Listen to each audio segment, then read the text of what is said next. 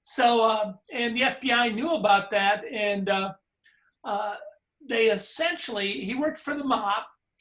That's how he got put on the school board to steer contracts. Later became the mayor while he was still heavily involved in the numbers racket. And the FBI, in their own notes, argued that they understood it because Negroes like to gamble. And Black people wouldn't vote for him. So yeah, that was their actual analysis. And they encouraged him to crack down heavily on the student hippies. You may recall COINTELPRO, counterintelligence.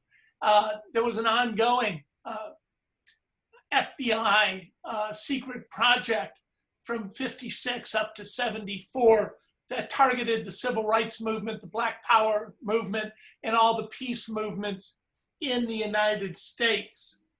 And we were lucky to have the underground press here. I was in Detroit. We also had what is arguably the earliest paper, the Fifth Estate, which really were crazed, pot-smoking anarchists around John Sinclair, who was the manager, of course, of the MC5.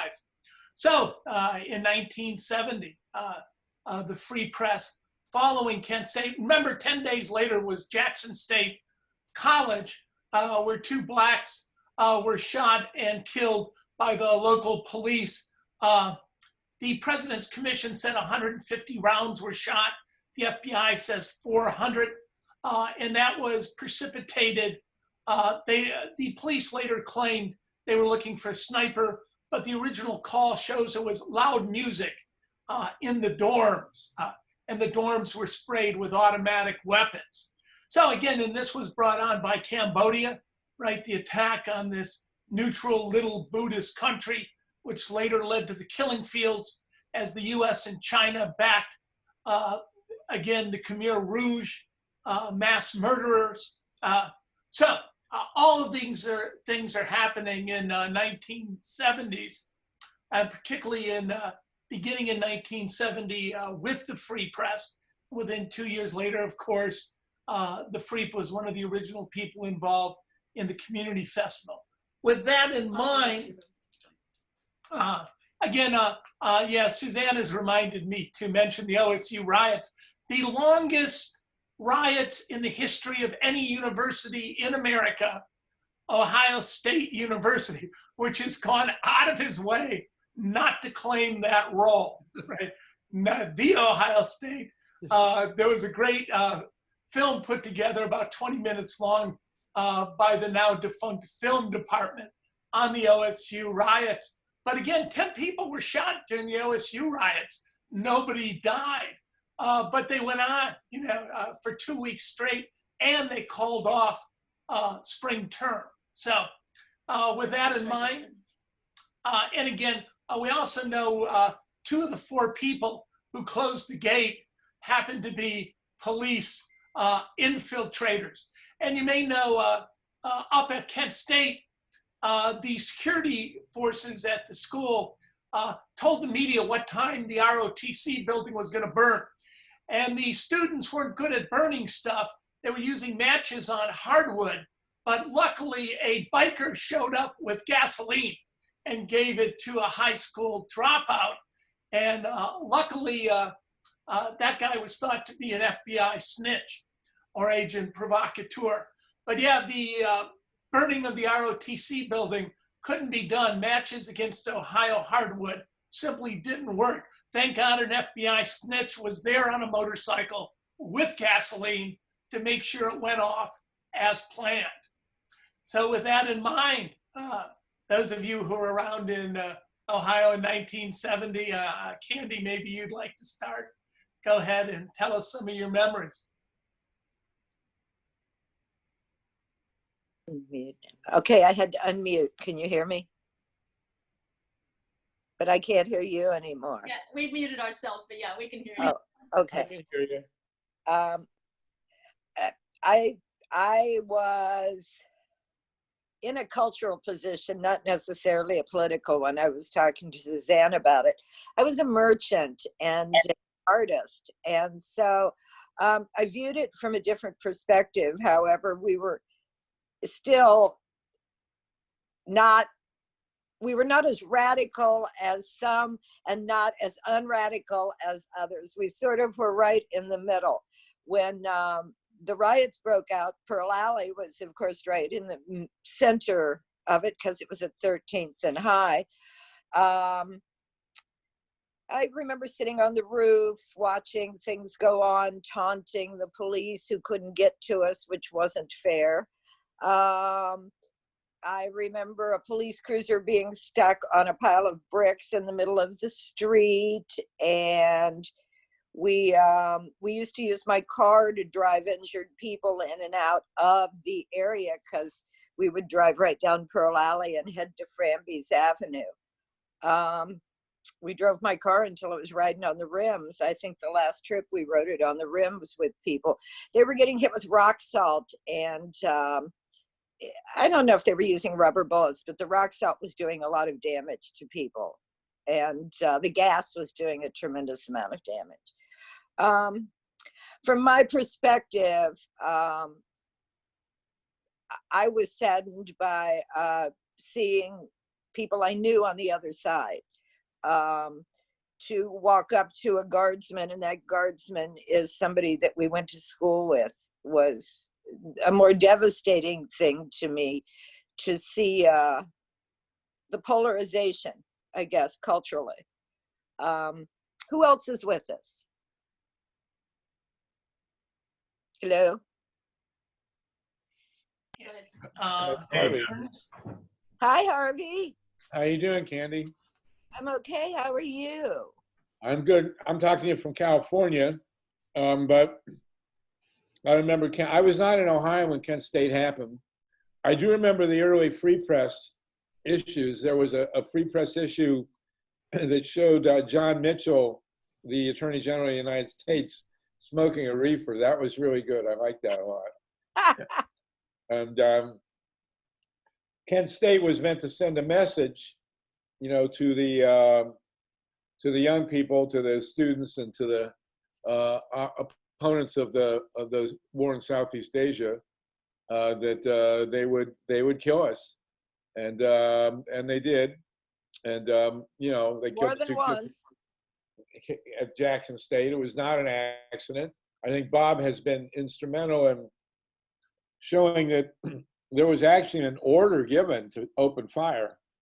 You know, the official line has been that there was a shot fired and nobody knows where it came from, and the guardsmen who were inexplicably carrying live ammunition. I mean, why do you send the National Guard to a student protest that's nonviolent and give the National Guard live ammunition? You know, unless you wanted to really send a message, that's what it was all about. It was a horrible tragedy, and you know, we persisted. It did not stop the demonstrations against the war. Certainly didn't stop the free press. But it polarized everybody. Yeah, you know, it made it very clear that Nixon wanted to be a dictator. He actually looked into there was a study done called the Houston Plan to see about calling off the 1972 elections. And they didn't do that, but you know, how we wind up 50 years later with Donald Trump is beyond me. But that's what we're up against now. But the free press has been an integral part of it, and of the resistance, and it was great. There was a guy. We should pay respects to Dwayne Yeager. The free press started in 1970, and it was, you know, had a life, and then, like much else on the left, by 1980 it was kind of played out. But Dwayne Yeager, God love him, I don't know where he is now, came in and he carried the free press for years, you know, just pretty much on his back. And then finally Bob showed up in town. What was that, 89, Bob? And 87. 87, and Dwayne said, "Here, man, take it." And you did. Manning Mirabal, the black historian, was at OSU, and I asked him where the left was. He mentioned you, said, well, how are you? And he goes, yeah, if you want to, you ought to take over the Free Press. It's the only progressive left voice in town. And Dwayne had the same idea. Well, except for the Dispatch, of course. Yeah. So is there anybody else that's tuned in with us that was around during that time that wants to say some words? I know that somebody was, Lynn Stan, and somebody was promoting somebody named Ernst that I'm not familiar with, but I see that he's on. Did you want to say some words? Tell some stories? Are you able to talk? He's muted. Hi, Ernst. Where's Ernst? Ernst, can you unmute? Unmute him.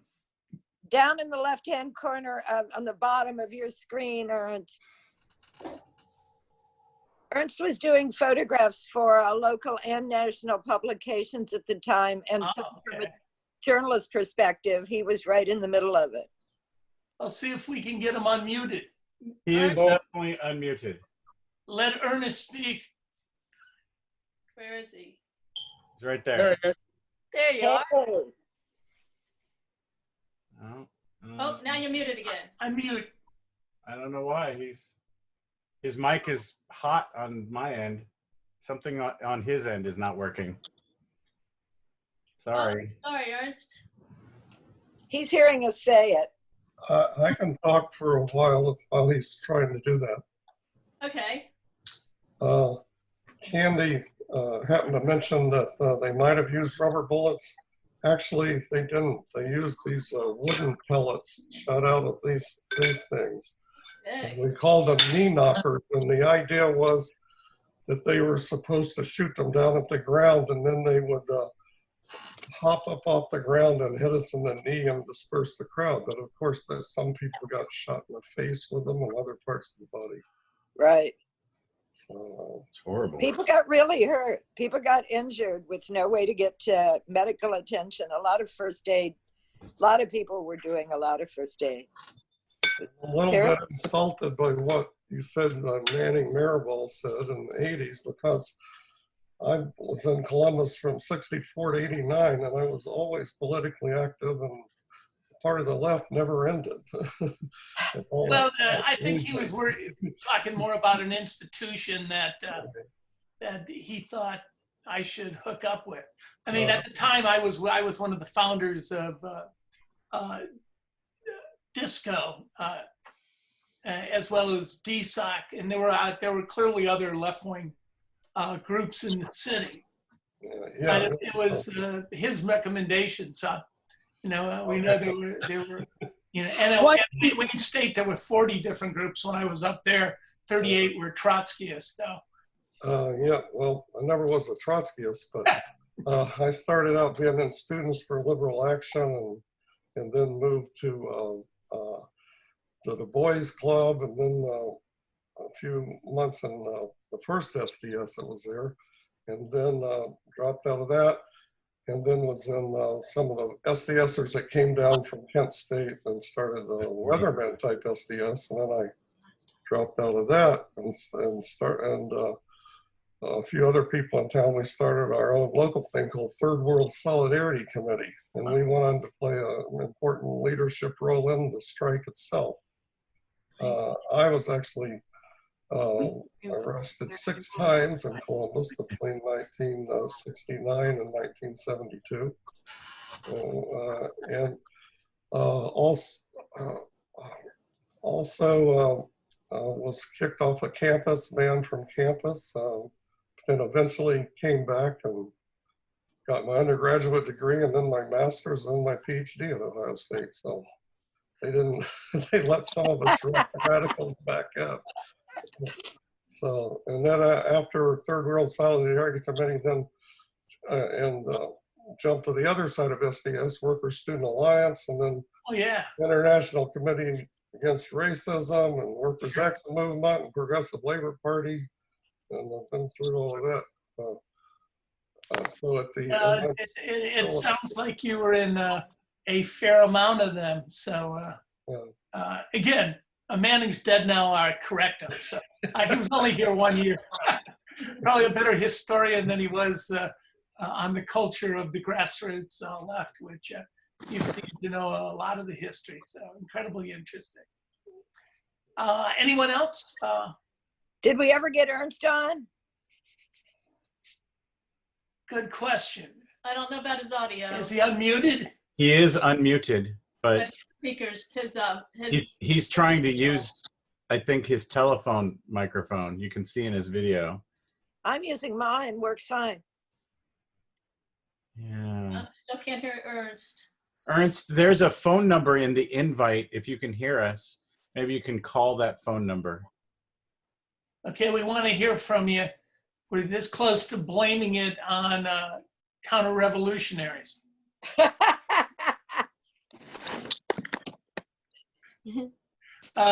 Anyone else with any other reflections on?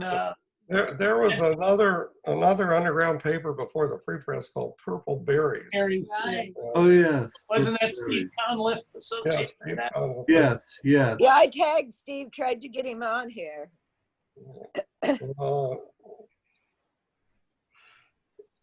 I remember I had very little to do with the Free Press, but I did, since I was into technology quite a bit, when the Free Press moved to trying to do things with a computer. I forget who it was at the time, but they asked me over to help advise them on this Radio Shack computer they were working with. Oh, I think that was probably Dwayne Jagger, right? I don't think so. Or Quigley? Or who else? Quigley the lawyer. Yeah, he before Don Quigley. Mm-hmm. I know this was another guy, maybe names another Steve. Oh, it's Conliffe? No. I invited Susie too. I was hoping she'd show up. Well, we actually inherited that. That's the one we had to load the hard drive. When we first took over the paper in the early 90s, Mary Jo Kilroy and I, we were stuck with this older, again, Radio Shack massive hard drive had to be loaded.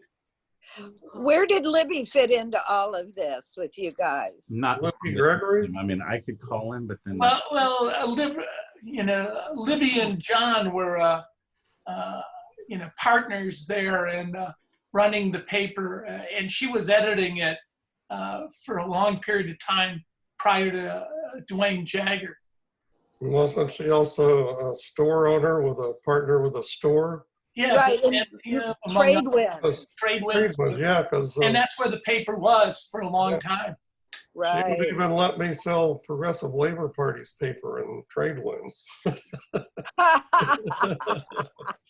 Wasn't there a paper before that also? There was called The People Yes. Yeah, that was the other one. Those were the two predecessors. Hey, Train, can you give Ernst the phone number? He's looking for the phone number. Yeah, I'm working on that right now. I'm trying to find it. Sorry to interrupt. Go ahead. No. May I tell a quick story of the Free Press office being above Trade Winds? And one particular month, we were doing typesetting, and the typesetting started smoking or catching fire. And we had to switch to using a dot matrix printer to lay out the paper. That paper was the strangest looking paper. Oh, I remember that. There's Chris Ryan. I also remember a woman who'd smoked a lot of marijuana who could not spell the word Nicaragua. No. She kept. I mean, it was one of these things where you moved plastic strips and you'd expose each single letter of the word separately, and so she kept not remembering or whatever. And she, I don't know. I suppose she eventually Nicaragua, but that was a long time ago. All right. So Ernst now has the phone number. Maybe he can try to call. I don't know if you see that in the chat. And I hope so. Yeah. Anyone else? I see Chris the Anarchist, who in 1980 we met at the Republican convention, and we're you at some of the great battles at Kent State. 1980s. I know the Yippies played a tremendous role in trying to tear down the gym Well, actually, that Move the Gym stuff happened in the late 70s before I actually was involved in Yippee. I was aware of that stuff. Oddly enough, the day that Steve Conliffe pied roads was also the very same day that I got my discharge from the Army. I remember walking out to the airport concourse in Seattle, Washington that morning after I got my discharge and listening to the story about Conliffe pieing Governor Rhodes and thinking to myself, gee whiz, it'd be really neat to meet that guy sometime. Little did I know that, like, in a couple, 3 years from that date, that he and I would be like virtually partners. Oh, that's great. That's a great story.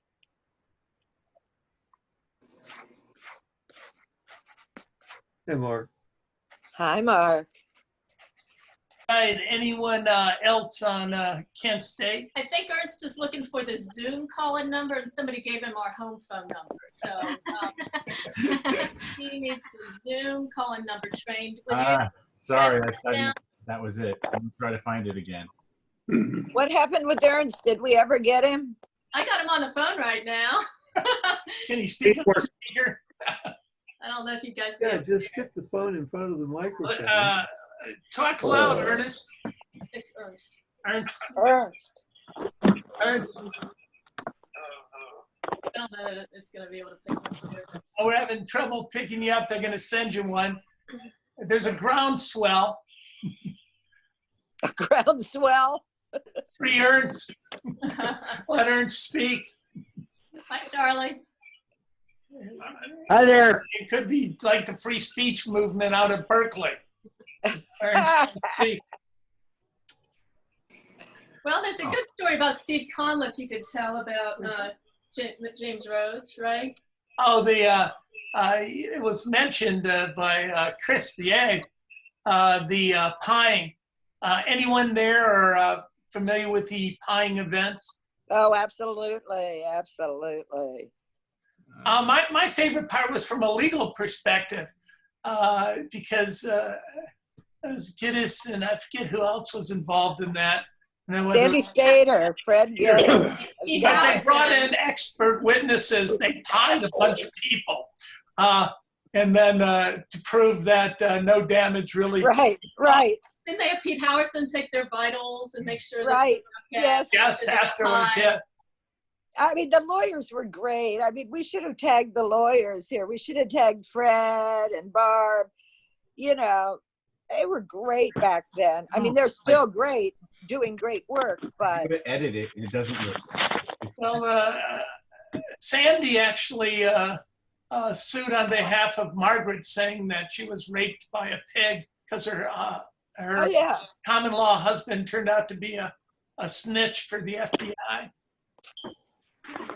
And he's referring to the most radical free press editor. You're shitting me. Our little Margaret, yes. Yeah, and we should mention Margaret. I mean, that's a sad thing. I would like to have a whole separate event that's a memorial tribute to Margaret on Zoom, so we won't spend this salon doing that, but it could last for a whole funeral memorial service. And we could invite a bunch of different people, right? Yeah. Right. I know Colin Nyberger and people are still kind of on Facebook. So while we're waiting for Ernst to get a phone number, Mark Stansberry, do you want to go through your presentation? Sorry, Mark, I just ended your presentation, but go ahead and put it back up again. I'm not very good at it, so I'm hoping you can help me train. Okay. Well, if you want Train to click through it, you can. And while you talk, you can just say. Then I would like Chet to jump on, because a lot of these are movie pictures he shared. But the one I wanted to show you, talking about Margaret, is the Ready to Incite Reality. Was a group of young folks that were involved right then in the 70s, and they were arrested back in the March action. So, everybody talks about Kent State. Kent State stuff didn't happen until like April 30th. Right. Near May Day. Ohio State had started way early because of a lot of ongoing organizing that had been going on. particularly around Black studies and women's studies. And that emphasis, the anti-war matrix or engine began to coalesce with those groups, and those three sectors pretty much brought thousands of people out onto the Oval. I remember when I was young, you could drive around the Oval. Everybody remember that? Me too. I remember that. You could drive on from 15th and High. You could go right in and be right there. I remember stopping many times, waiting for my dad right at 15th and High, because he would meet us at Mershon and be able to turn around right there and get gone from campus area, because he was up there at 71. That was right after all that explosion. So, Train, you got that stuff up yet?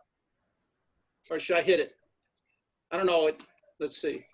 I'm sorry. I was going to let you take over. Go ahead. This, let's see. Is this showing full screen? Sure. I can't, yeah, but I think you have to hit present so that we don't see your notes and your slide from the side. There you go.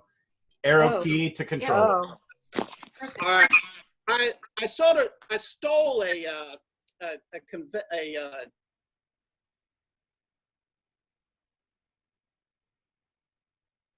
think about oh, just a second. Let me not. I'm inside my phone. Oh, yeah. What's going on? My bad. Okay. But anyway. All right, am I echoing? Yes. You may. Let's see. This thing. Let me try to get off this. Turn your computer's audio off. Yeah.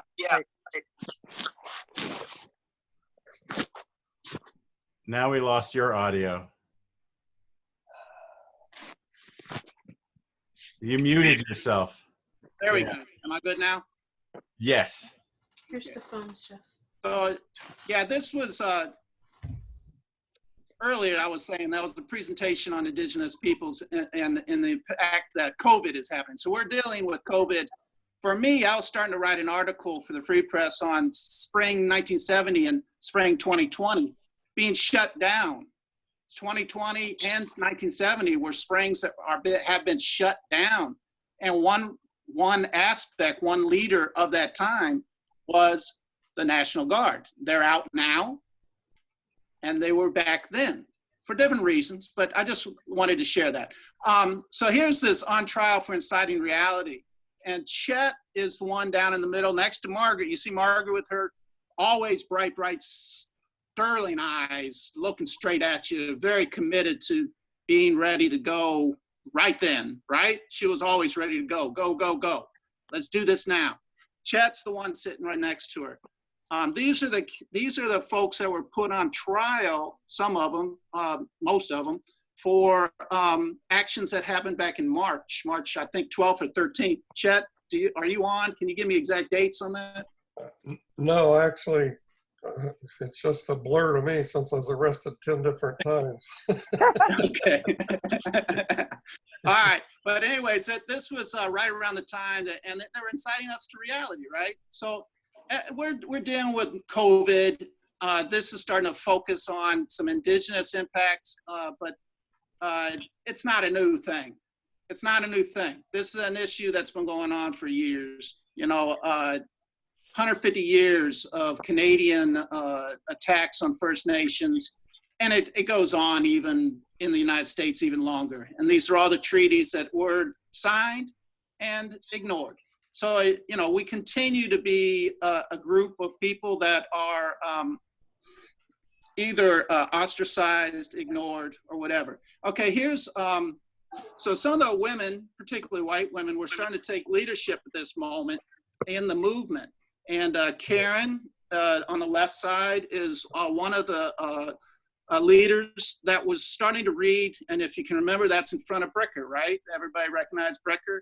She was reading some demands that were part of that demonstration. Thousands of people are there listening to her. Chet, do you have any more? Art Flesh and we were a couple, Karen and I. And, yeah. If the picture was bigger, you'd see me right behind her. Yep. she was reading the women's demands that day. Yeah. And so can you give any, do you remember a little bit about what that was going on? That particular day, yeah, that was just beginnings of the strike when people were really starting to pay attention to us. Just a few months before that, like maybe January, I know we Third World called a rally. Yep. Against war, and about 15 people showed up, about that many ROTC students, and they beat the heck out of some of the protesters. I remember I had one of those little things you would use to shoot tear gas if somebody would attack you, that would make a loud bang. The ROTC student was beating up one of the demonstrators so much, so I just took that and shot it in his face, and it sounded like a bullet, and everybody just stopped. And anyway, it went from that then to just everything all came together from all the different movements at one time. And then by this time, this is early in the strike when we had a lot of our demands together. We prioritized them by having the so-called black demands first, and then it was the women's demands, and then finally down at the bottom was this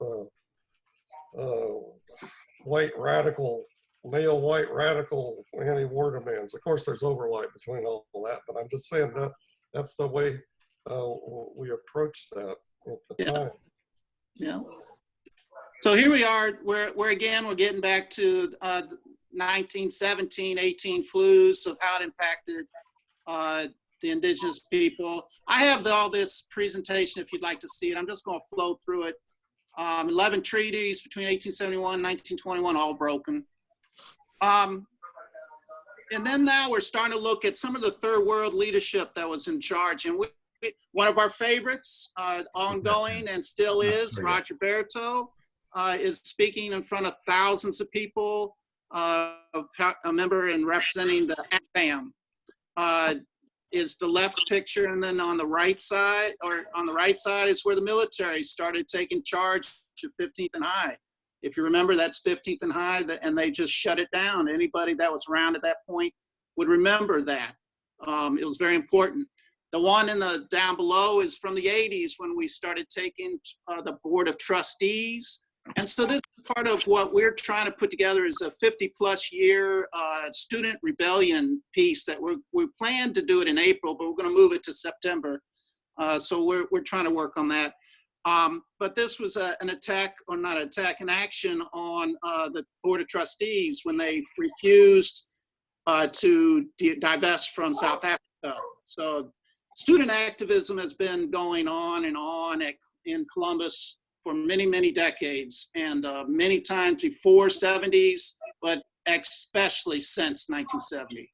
And 1970 is definitely a marker. I mean, as you've already mentioned, Bob, the Free Press, ComFest, all those significant cultural events and emotions that are part of our society, our society, Columbus, Ohio, is definitely resultant of 1970s. So there's a little bit of that, that's indigenous, more indigenous. And then we got some pictures here. Roger, a little older. That was from probably the end of 80s, 90s. It looks like the 90s, or maybe even 2000s when we had the action against the Iraq War, the most recent war. 1970, I'm just bringing some of these pictures up. Crandall down on the bottom left, Bill Crandall was part of the Vietnam Veterans Against War. He had went to war and had come back and was very much against. And you can see the numbers of people that are on the oval. Very intense, very intense. Some of the folks from the liberation of you probably can recognize Roger in the middle there, right above the T, Roger Doyle. And some other folks that we probably know, some very good friends, I'm sure, that have passed on. Friedman is back in the middle there. Some names that we haven't spoken. Quigley and Nyberger over there on the right. Where? Who? Quigley, John Quigley and Colin Nyberger are the two on the right bottom. Yes. And, yeah, I recognize a lot of those people. Yeah. Yeah, it's a great picture. And then the top one is from a 1970 action when they took over. There's not even a Sherman Street on campus anymore, I don't think. Did anybody find that anymore? I think some of that Sherman was taken over by some of the building that was added on. But that's back towards where the Arts Sciences convention or library is over there. You can see it. So this is like 17th, 16th, 17th Avenue where they had occupied. And so this was a common strategy back then, was to take over intersections, to block off, and to not do it in one location, but do it to many locations, and really force the police's ability to control the grouping. This was from April 29th, where they're at 17th and Sherman. The one in the top there, up top, is in Vietnam itself. It's when the Vietnam, Northern Vietnamese Army came into Saigon. Very much support was exhibited at that point. This was near 75, 76. So, you know, it wasn't as though the war, you know, they look at it as U.S. war. We look at it as Vietnam War.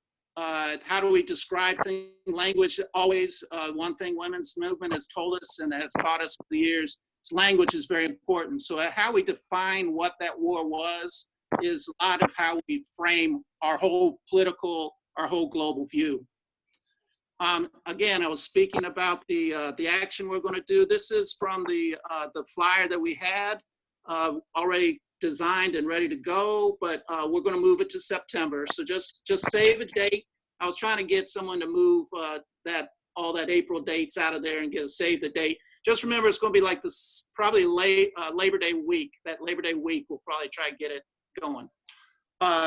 Top right is a game in 75, North and South Vietnam playing soccer.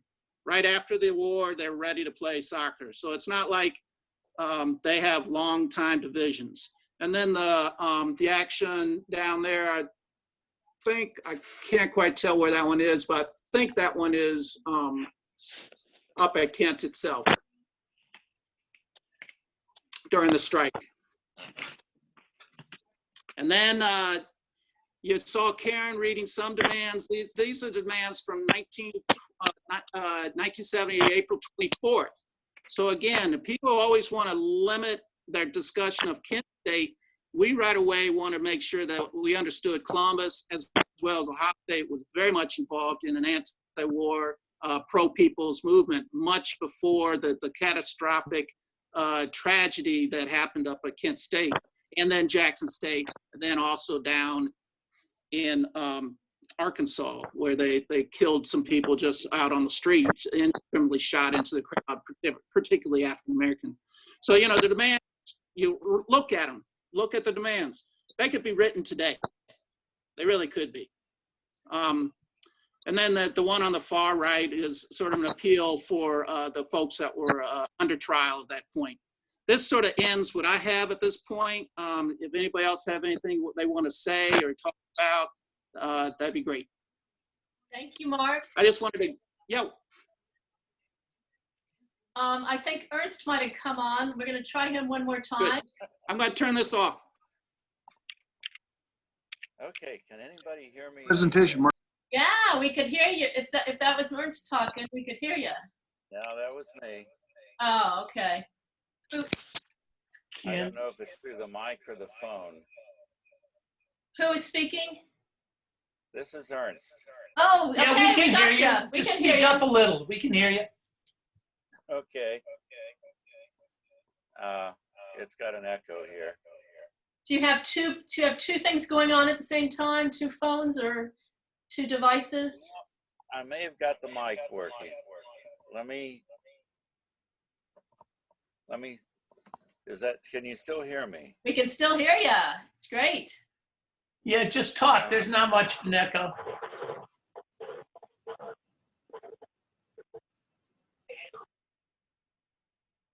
Go ahead and talk, Ernst.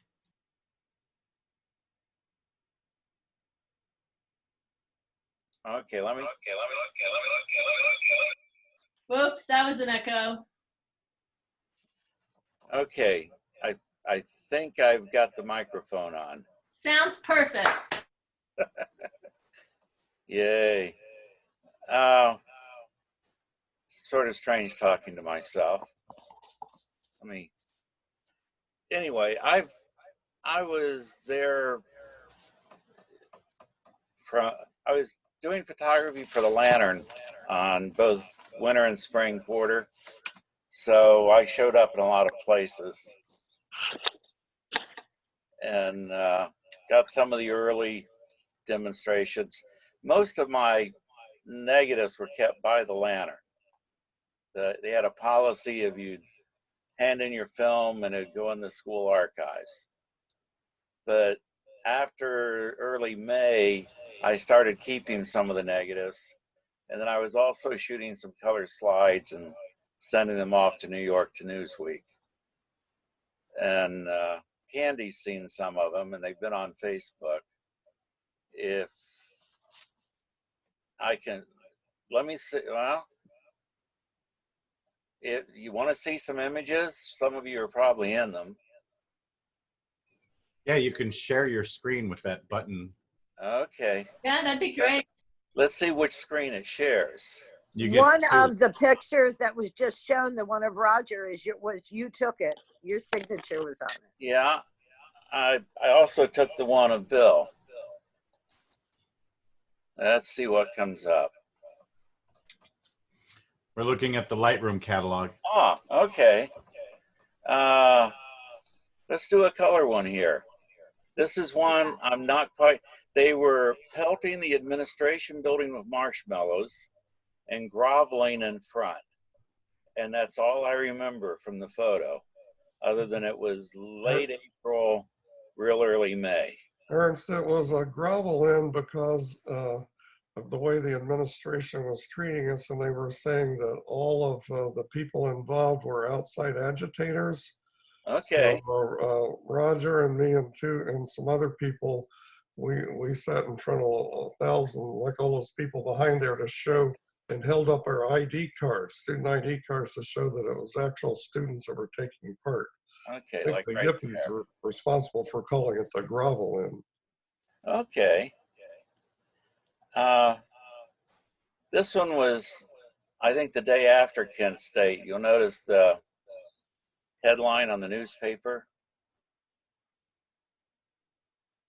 But mostly, and these are a little bit random. The woman with the red fist, she was one of the leaders of the coalition also.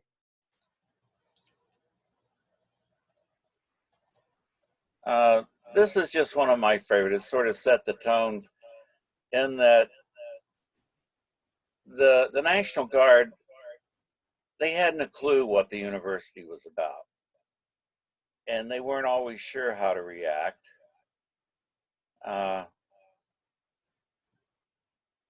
When I'm looking for, well, let's just go through some of these. And, you know, it was early on, you could bring your kid. There was no violence. But then, let's see, there we go. When they closed the gates, it kind of got the highway patrol all pissed off. And I'm not sure, one or two of these were working undercover for the police. And they instigated a lot of closing the fence, which led to some of this. A lot of this.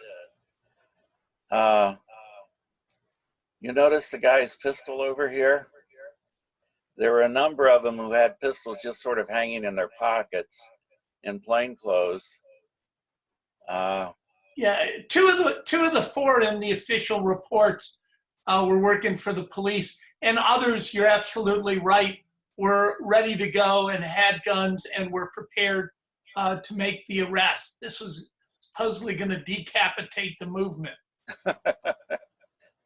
About a month later, the FBI tracked me down for an interview. It was totally bizarre. Here's still on Neal Avenue after the gates. This was actually after they closed down the campus. If I'd had more time, I could have put these in a coherent order. but it sort of gives, and you had some similar to this, of people trying to have a dialogue, because the National Guard was the same age as us. They simply came from different backgrounds, and they weren't really sure what was going on. And yes, there were giant crowds. That's where, well, that was Lorraine Cohen. She was one of the leaders also of the coalition. Yeah. And I found this interesting, of people wandering around with weapons. This shot, it was early on, and they sent a New York Times reporter out. And so he and I set out in the early morning, and all was quiet. The National Guard was on one end, and everything was sunny and bright. And then classes changed. And if you remember at that point, all the classes changed at the same time. So you'd have thousands of people on the Oval.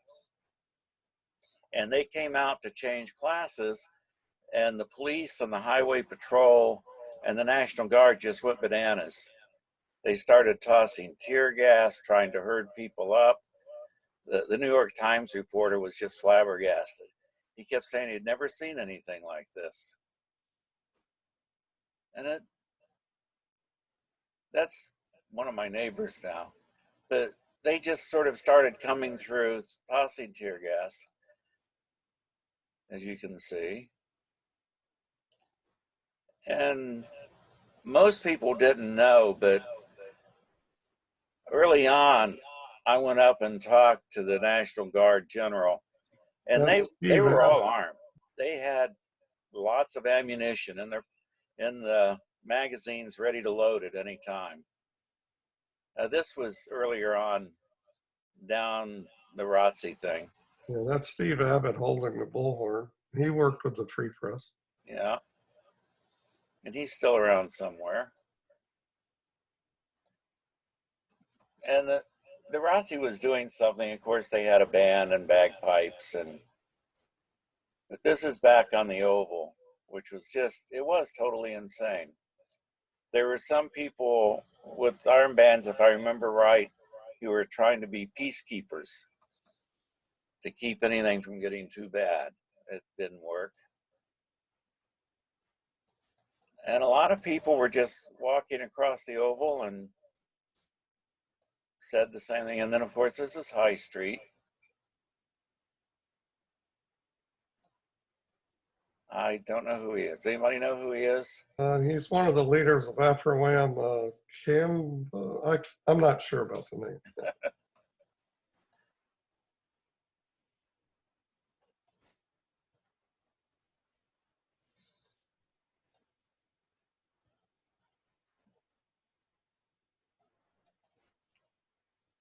And oh, there it goes, it's loading. This was about May 3rd, May 4th.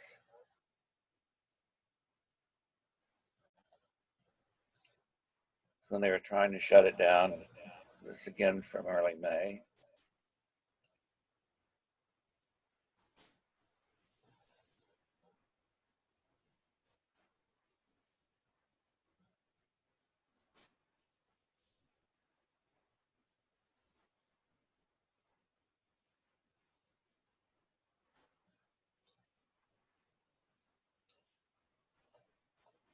They were very ready with the rifle butts and the bayonets, but so much of it,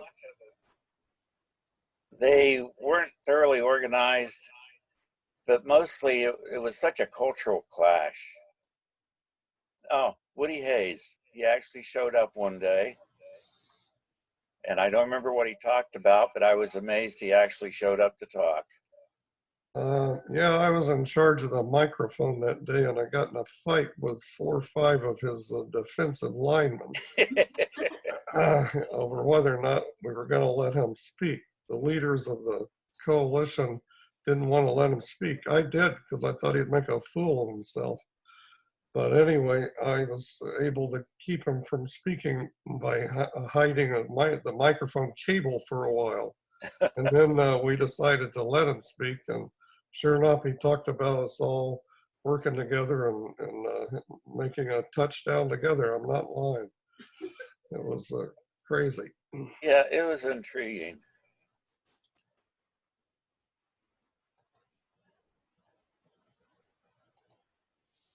An old friend of mine who would like to do signs.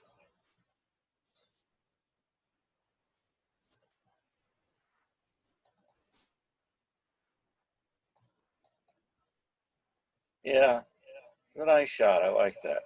Anyway, that's sort of where I was for, what, 2 weeks, 3 weeks in there. I had a friend shot by the sheriff.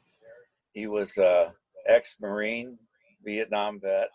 He was walking to class and they shot him in the knee. It could have been Kent State and then some, just because of the number of students who were out at any one time. Yeah, I remember one person was bayoneted too. Yes, the Army was always big on the spirit of the bayonet. Tom Paxton has an interesting song about it.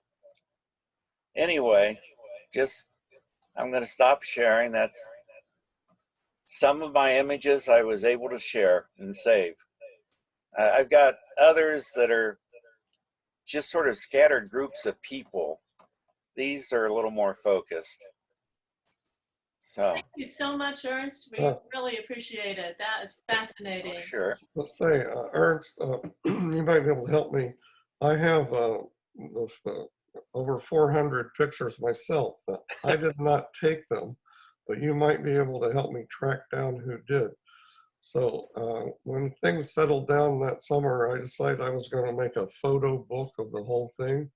And I ran onto a photographer that had over 400 pictures, and he gave me his contact sheets and negatives because he didn't have time to develop them.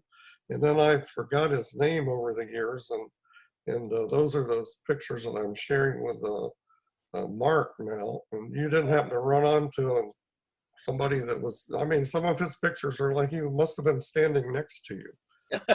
You don't know. When you first started speaking, I was hoping it was you, and I was going to be able to return these to you. But okay, I'm sorry to interrupt with something like that, but thank you. That's okay. Yeah. Also, the Lantern has an online archive that you can search by name for photographers or by date for individual pages. And although typically a photographer wants their name on the photo, there towards the end of the riots, we all got a little gun shy. I still remember how the National Guard leaders, the Highway Patrol, their police force, they all seemed to know me by name after about 3 days. And I never figured out if that was good or bad. But then also, you know, Cohen and the others knew me, and a lot of the Black Panther group knew me. So anyway, yeah, I'd like to help you out. I'd like to see the images. Yeah, well, I'm working with Mark to do a presentation and show him most of those. Also, I was standing a few feet one time during this, a few feet from a Citizen Journal reporter, I think it was, instead of Dispatch. And the police sprayed tear gas in his eyes, and he was holding up his press card right when they were done. Yeah, that was the 15th and High. I remember it today. They were willing to arrest or grab or tear gas anybody. Some of the Lantern photographers also had press IDs, and they knew who they were, and they busted them anyway. Grabbed them, roughed them up a little bit, hauled them off. I was fairly lucky. Just a lot of tear gas. Does anybody know who made a short independent film about what happened on the OSU campus? Because there used to be a copy of it at Columbus State Community College when Bob got the job there, and he would play it in his politics classes. And he can't remember the name of it, but it had to have been made by somebody it was local. Simply called the OSU Riots. But they actually had footage. Some of it came from the Red Squad file from the state police, who were filming there. And then the film disappeared. It's like somebody took it. And so now we've never been able to track it back down. But yeah, it came out of the film department, now defunct, at OSU. But it was Red Squad footage. Huh. It'd be nice. And interviews. Yeah. It'd be great to put all the photos and any video anybody has and all their memories together in one great big, Columbus piece on the activism that was happening back then. I would really love to see that happen. But thanks everybody for your contributions. It's about 8 o'clock and we were going to shift to our next subject where we have Harvey Wasserman and Kathy Cohen-Becker. And we were inspired to bring this to people's attention. If anybody had heard about or seen the film that Jeff Gibbs made in conjunction with Michael Moore called Planet of the Humans. And for those of you who haven't seen it, I don't know, Train, were you going to be able to play the trailer for it? Or if not, I can just describe it a little bit, or Bob could help. But it is a indictment of the renewable energy movement of people who are for solar and wind power. And you wouldn't think that Michael Moore would put out a movie like that, but there's been a lot of controversy about it, people writing about it online. Our own Columbus's Kathy Cohen-Becker got an article published about it, not only in the Free Press, but other places. And a man in Britain, or I guess he put together a half an hour long film that just rebuts everything they say in this film. But if anybody's seen it, it seems to make the case that there is that the solar energy field, the industry, and the wind industry are not worth it. They're not really ever going to be a sustainable source of energy for our planet. And it really only comes to the conclusion that these are not good options and everybody just needs to quit using so much energy. Yeah. So, I have it if you'd want me to play that. yeah, why don't you go ahead and why play don't you that? play? And again, Harvey and I go back, I go back a long way with Michael. In fact, I was in the commune that taught him how to make video back in '78 when he was editor of the Flint Voice when I was in Detroit. But he also, it was great on Video the Vote in 2004. He worked with me and Harvey on getting all the video footage of the long lines, which were later denied. So we were quite shocked because of our long history with Michael Moore. So go ahead, Trey. Okay. Oops, hold on. Thank you for your patience. And share. Hey, that's not it. Are you seeing it? Yes. But you're not hearing it. How come there's no audio? Oh, because I muted it for the presentation. Hold one moment. I can hide all the other. There we go. Let's start that over.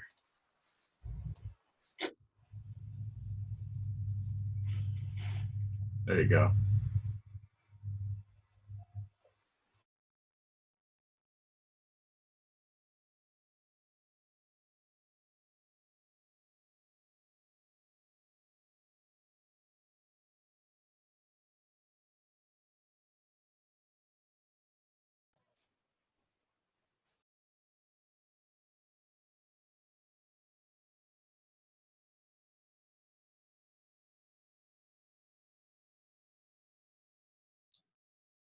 I don't know if there was supposed to be sound during that, but we didn't hear anything. But that's okay.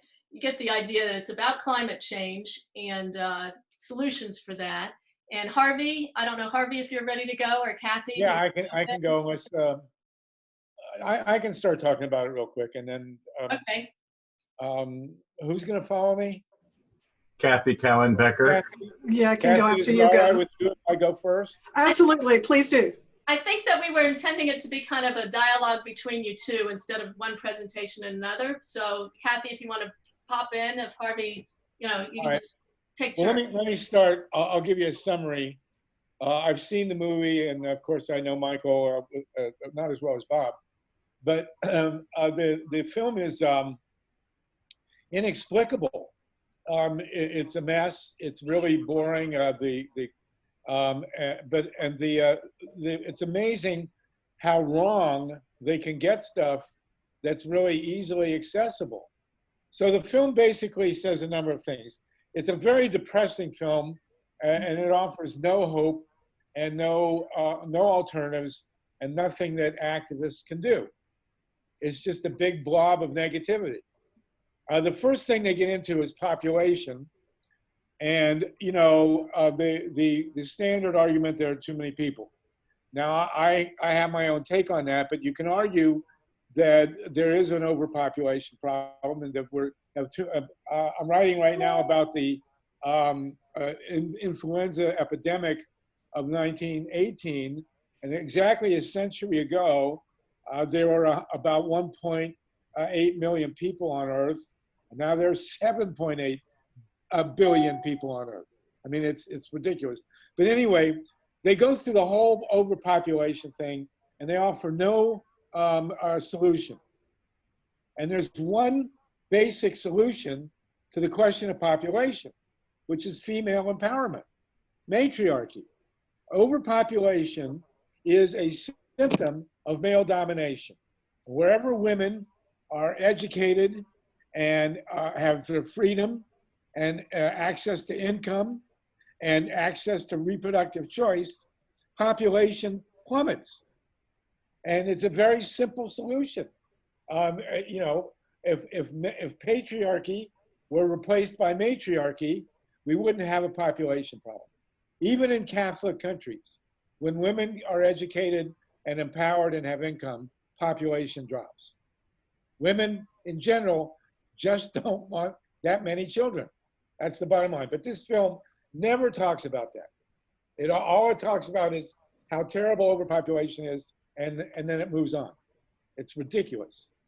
Second point, about half the film is devoted to biofuels, the industry where they do cut down forests and they burn them for fuel.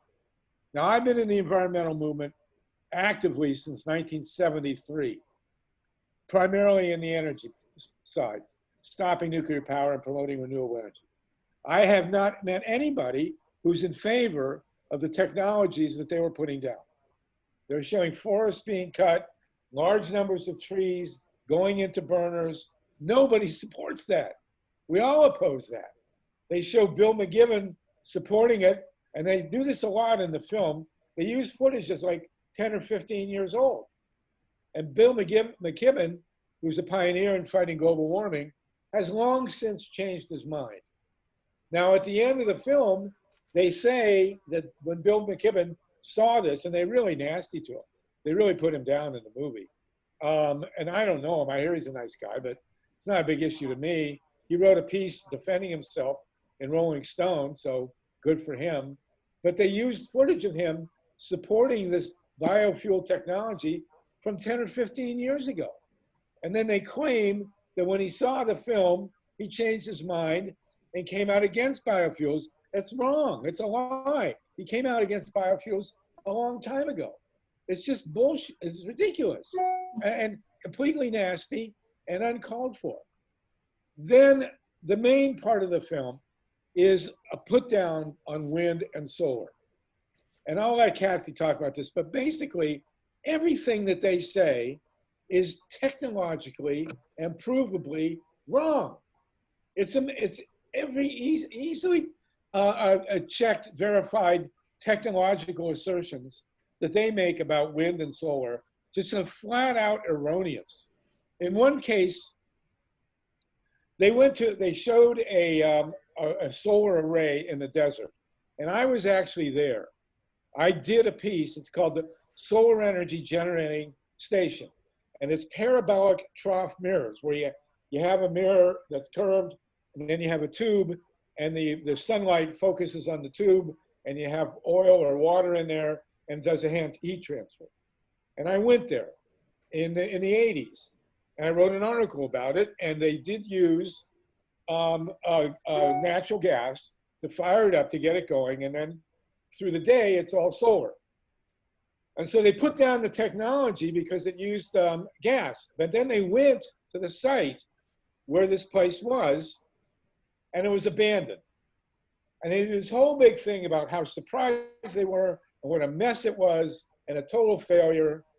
And it's completely, this is unbelievable. It's completely dishonest and knowably dishonest. What happened was this place operated for 30 years and it was successful. And then they tore it down to replace it with updated technology. And these two guys, these clowns, Jeff and Ozzy, go there between the time they tore down the old one and the time they put up the new one. And they said, oh, look, it's a disaster. It's a failure. They totally wrecked the place. And they interviewed a woman who knew absolutely nothing about what was going on. And they never mentioned that since then, but before the film came out, they replaced the whole thing and put up new technology that does not burn gas.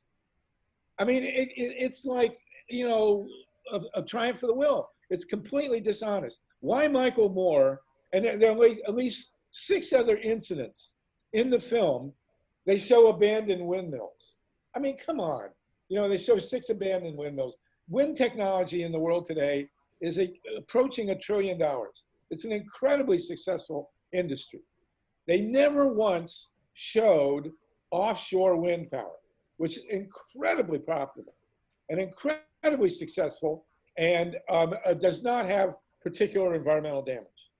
They have completely erroneous discussions about how solar panels are made. I mean, just flat out cringeworthy wrong. And they make assertions about how coal is used and all this other stuff. It's just flat out incorrect. And in the entire film, they never show rooftop solar, which is incredibly successful. And they never show offshore wind power, which is also incredibly successful. Why Michael Moore did this is beyond me. I mean, the number, they don't use hard numbers. They use completely false stuff. It's really Bush League. And it will not hurt the renewable energy industry, because anybody who knows anything about renewables, especially wind and solar, know that they're completely on a takeoff curve. I mean, just beyond successful. Wind and solar are probably in many ways the 2 most successful technological innovations in human history. And I could have made a film putting down solar and wind in certain aspects that would have been, you know, technologically sound. They didn't come close. Nothing they said in this film about wind and solar has any scientific basis. And to have Michael Moore sign on this, I mean, it's ridiculous. Now, at the end, they put down Al Gore. I kind of like that, actually. Put down Al Gore all you want. You know, that was reasonable. They put down McKibben, which, no, not really. Put down Bobby Kennedy. What they did was they went to the million-person, that big march in Washington in New York on global warming. There were 1 million people there. And they're wondering, you know, there's 1 million things going on, and they cornered Bobby Kennedy, and he said something about biofuels that was wrong. But, you know, they didn't interview him, and they got McKibben to say this, and it's incredibly nasty and really, really without scientific merit. I hope the tragedy of this film is not that it puts down renewable energy. It's completely ineffectual. Rush Limbaugh and the nuclear industry, I mean, they're going to pick up on it. It's not going to do them any good. The tragedy is that it really compromises Michael, who has been, you know, a great friend and extremely effective, very important to the left. He's a really important guy, beautiful guy, and he's put his name on this just total piece of garbage. And as a film, as a documentary, it's completely indefensible. Just absolutely amateurish and flat out fact-checkable wrong on everything they said, except about biofuels, which we all knew anyway.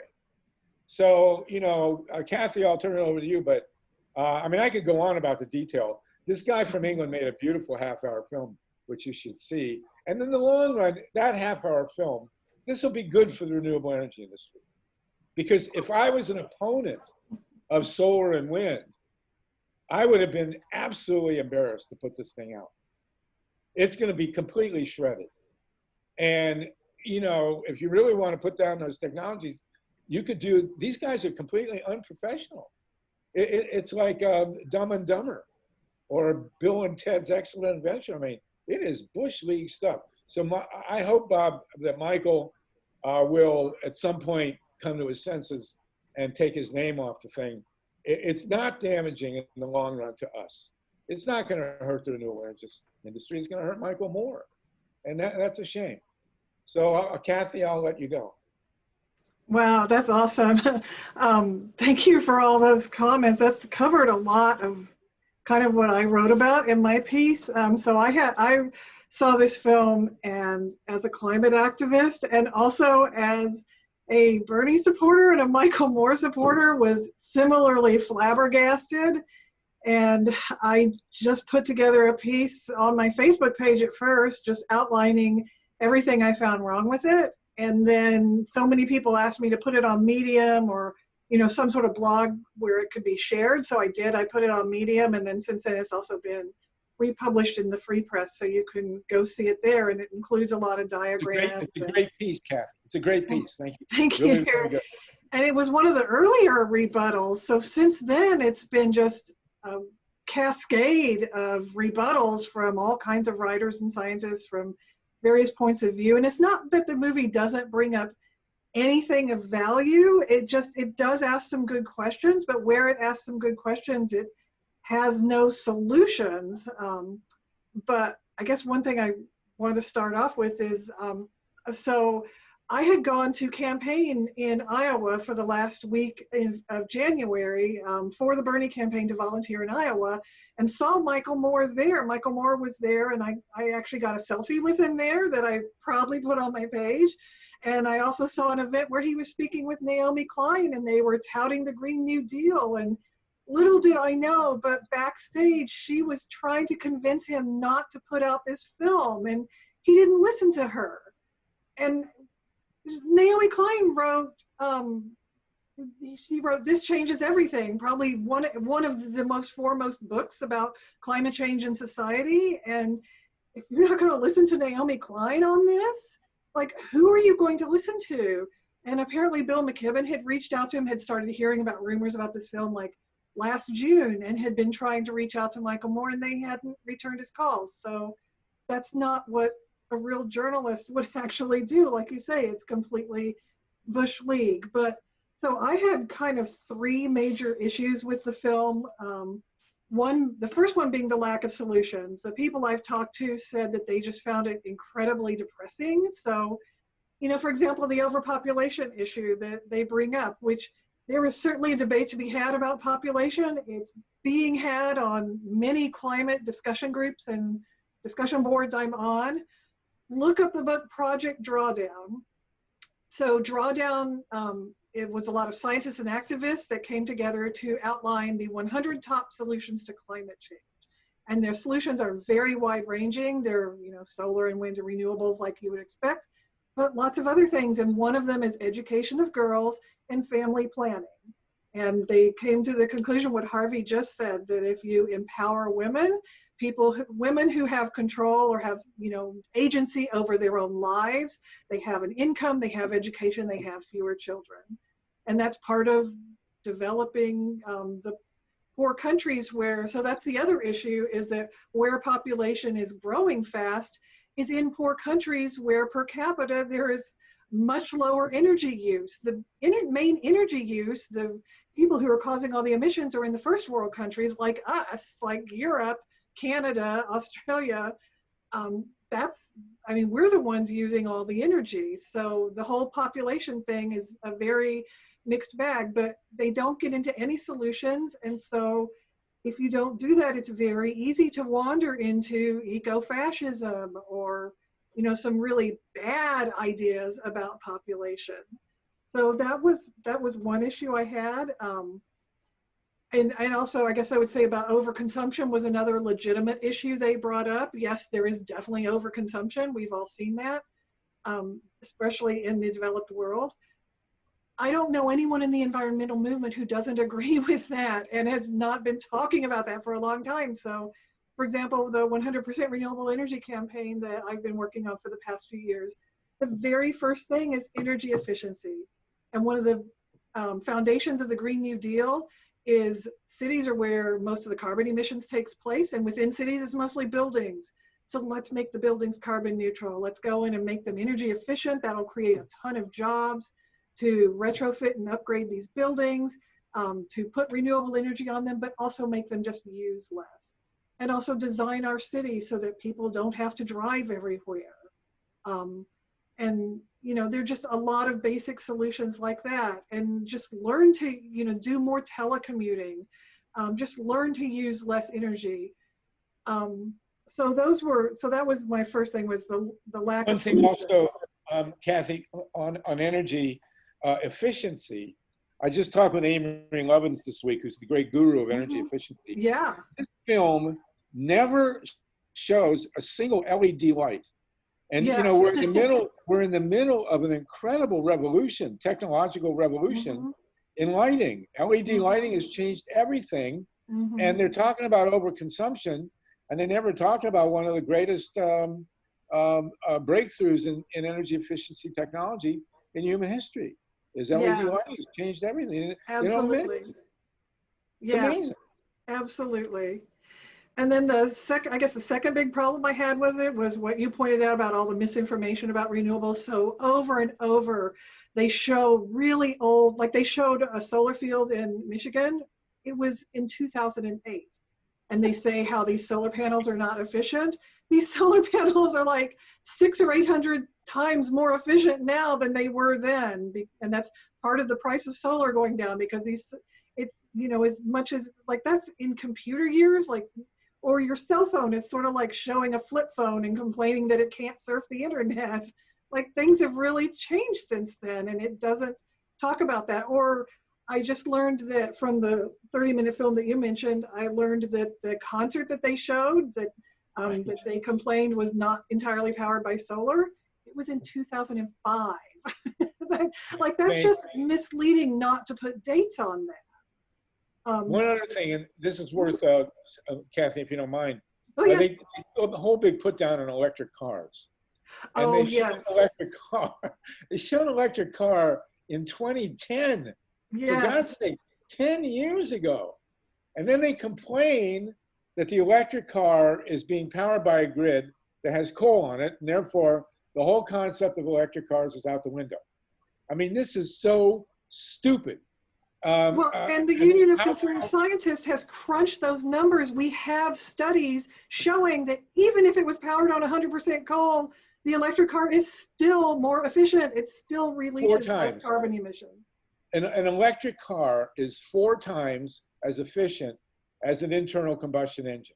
And you don't have things like spark plugs and you know, and oil pans and radiators. I mean, an electric car has like 3 moving parts.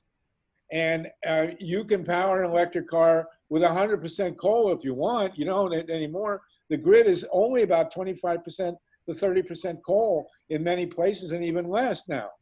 But even if you powered an electric car 100% with coal, it's still 3 to 4 times more efficient than a gas-fired car. Yeah, absolutely. And we are working on working on cleaning up the grid. So one of the main asks of our campaign for 100% renewable in Columbus is to pass community choice aggregation for 100% renewable energy and to use that to build out local solar. And if that happens, then we've really cleaned up the grid in Columbus, and in Ohio in general, we've added to clean energy on the grid.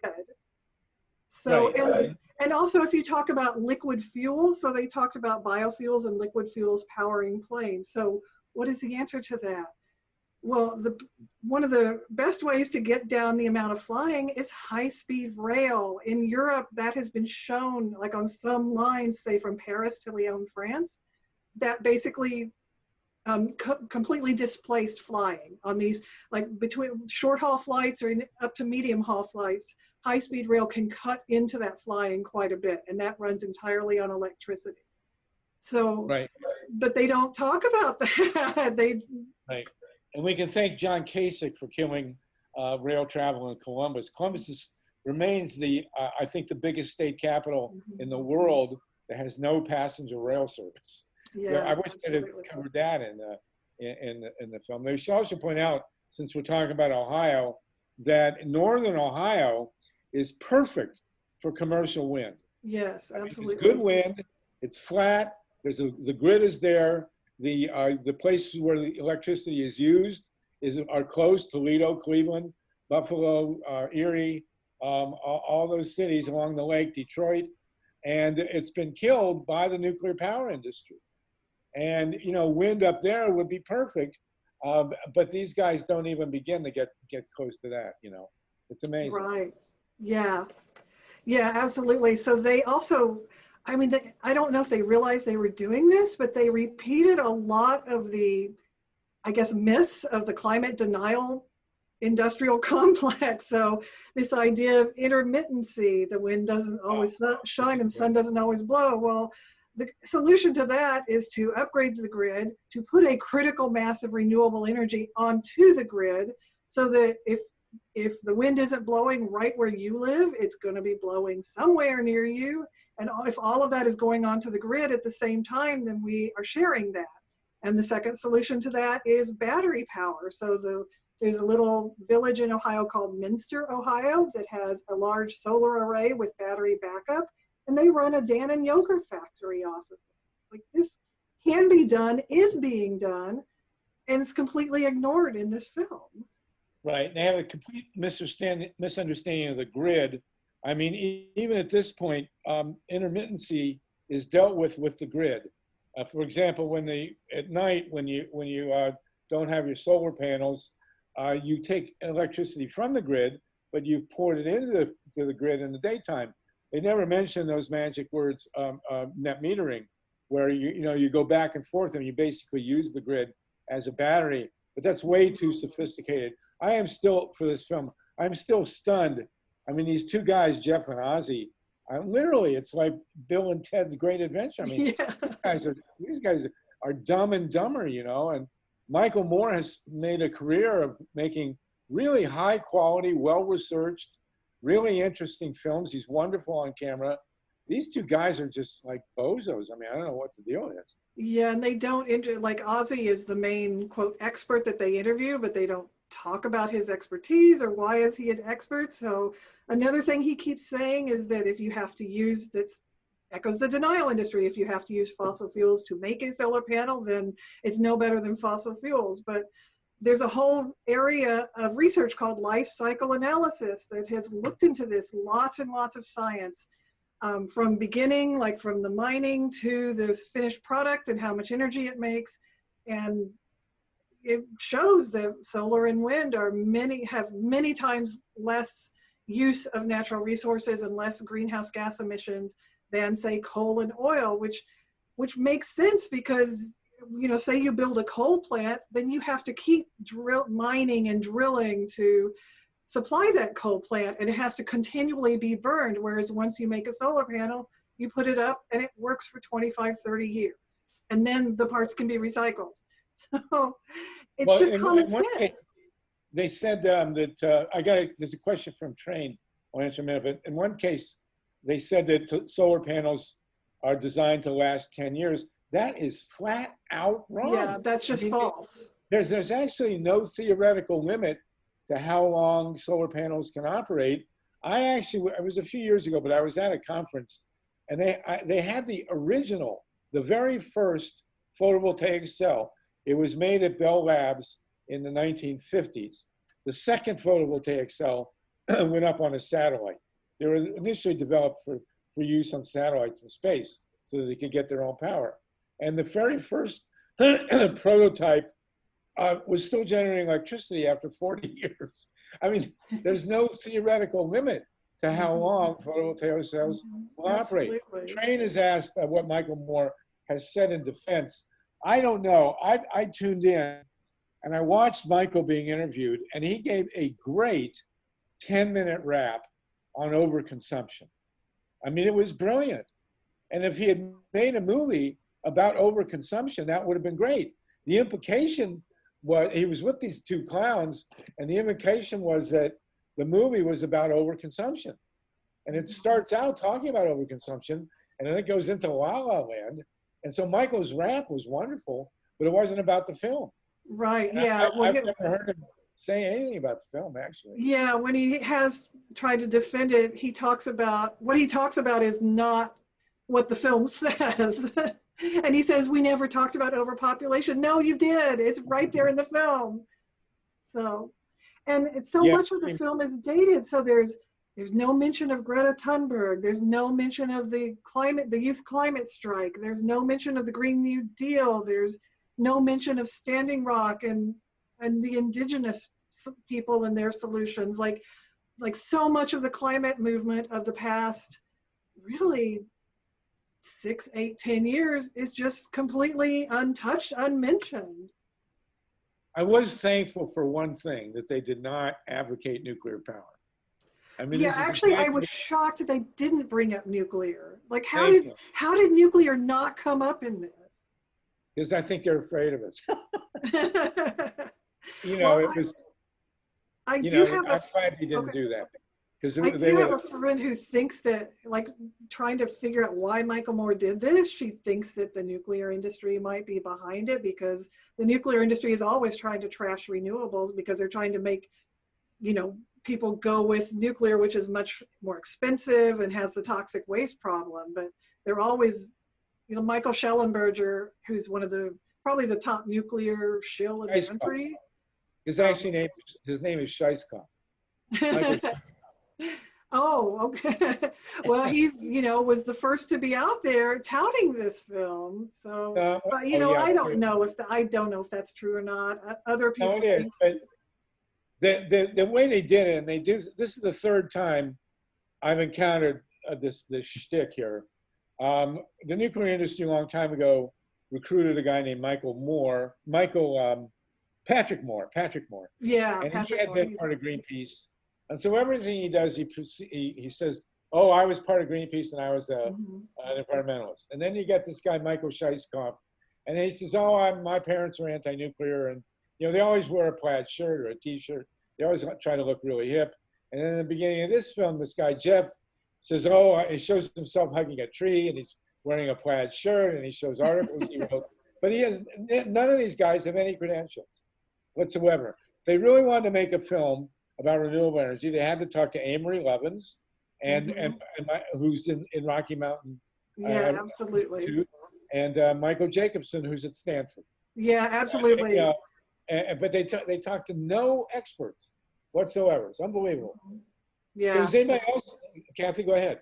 Oh no, I just was going to say absolutely. Yeah, Mark Jacobson has done a lot of research about how to power cities, states, entire countries with 100% renewable energy, and he has had a lot of research teams that have been inspired by him and done similar work, and all of that work is out there. And maybe there is a debate possibly to be had about that, and those debates have been had, but it's completely unmentioned by this film.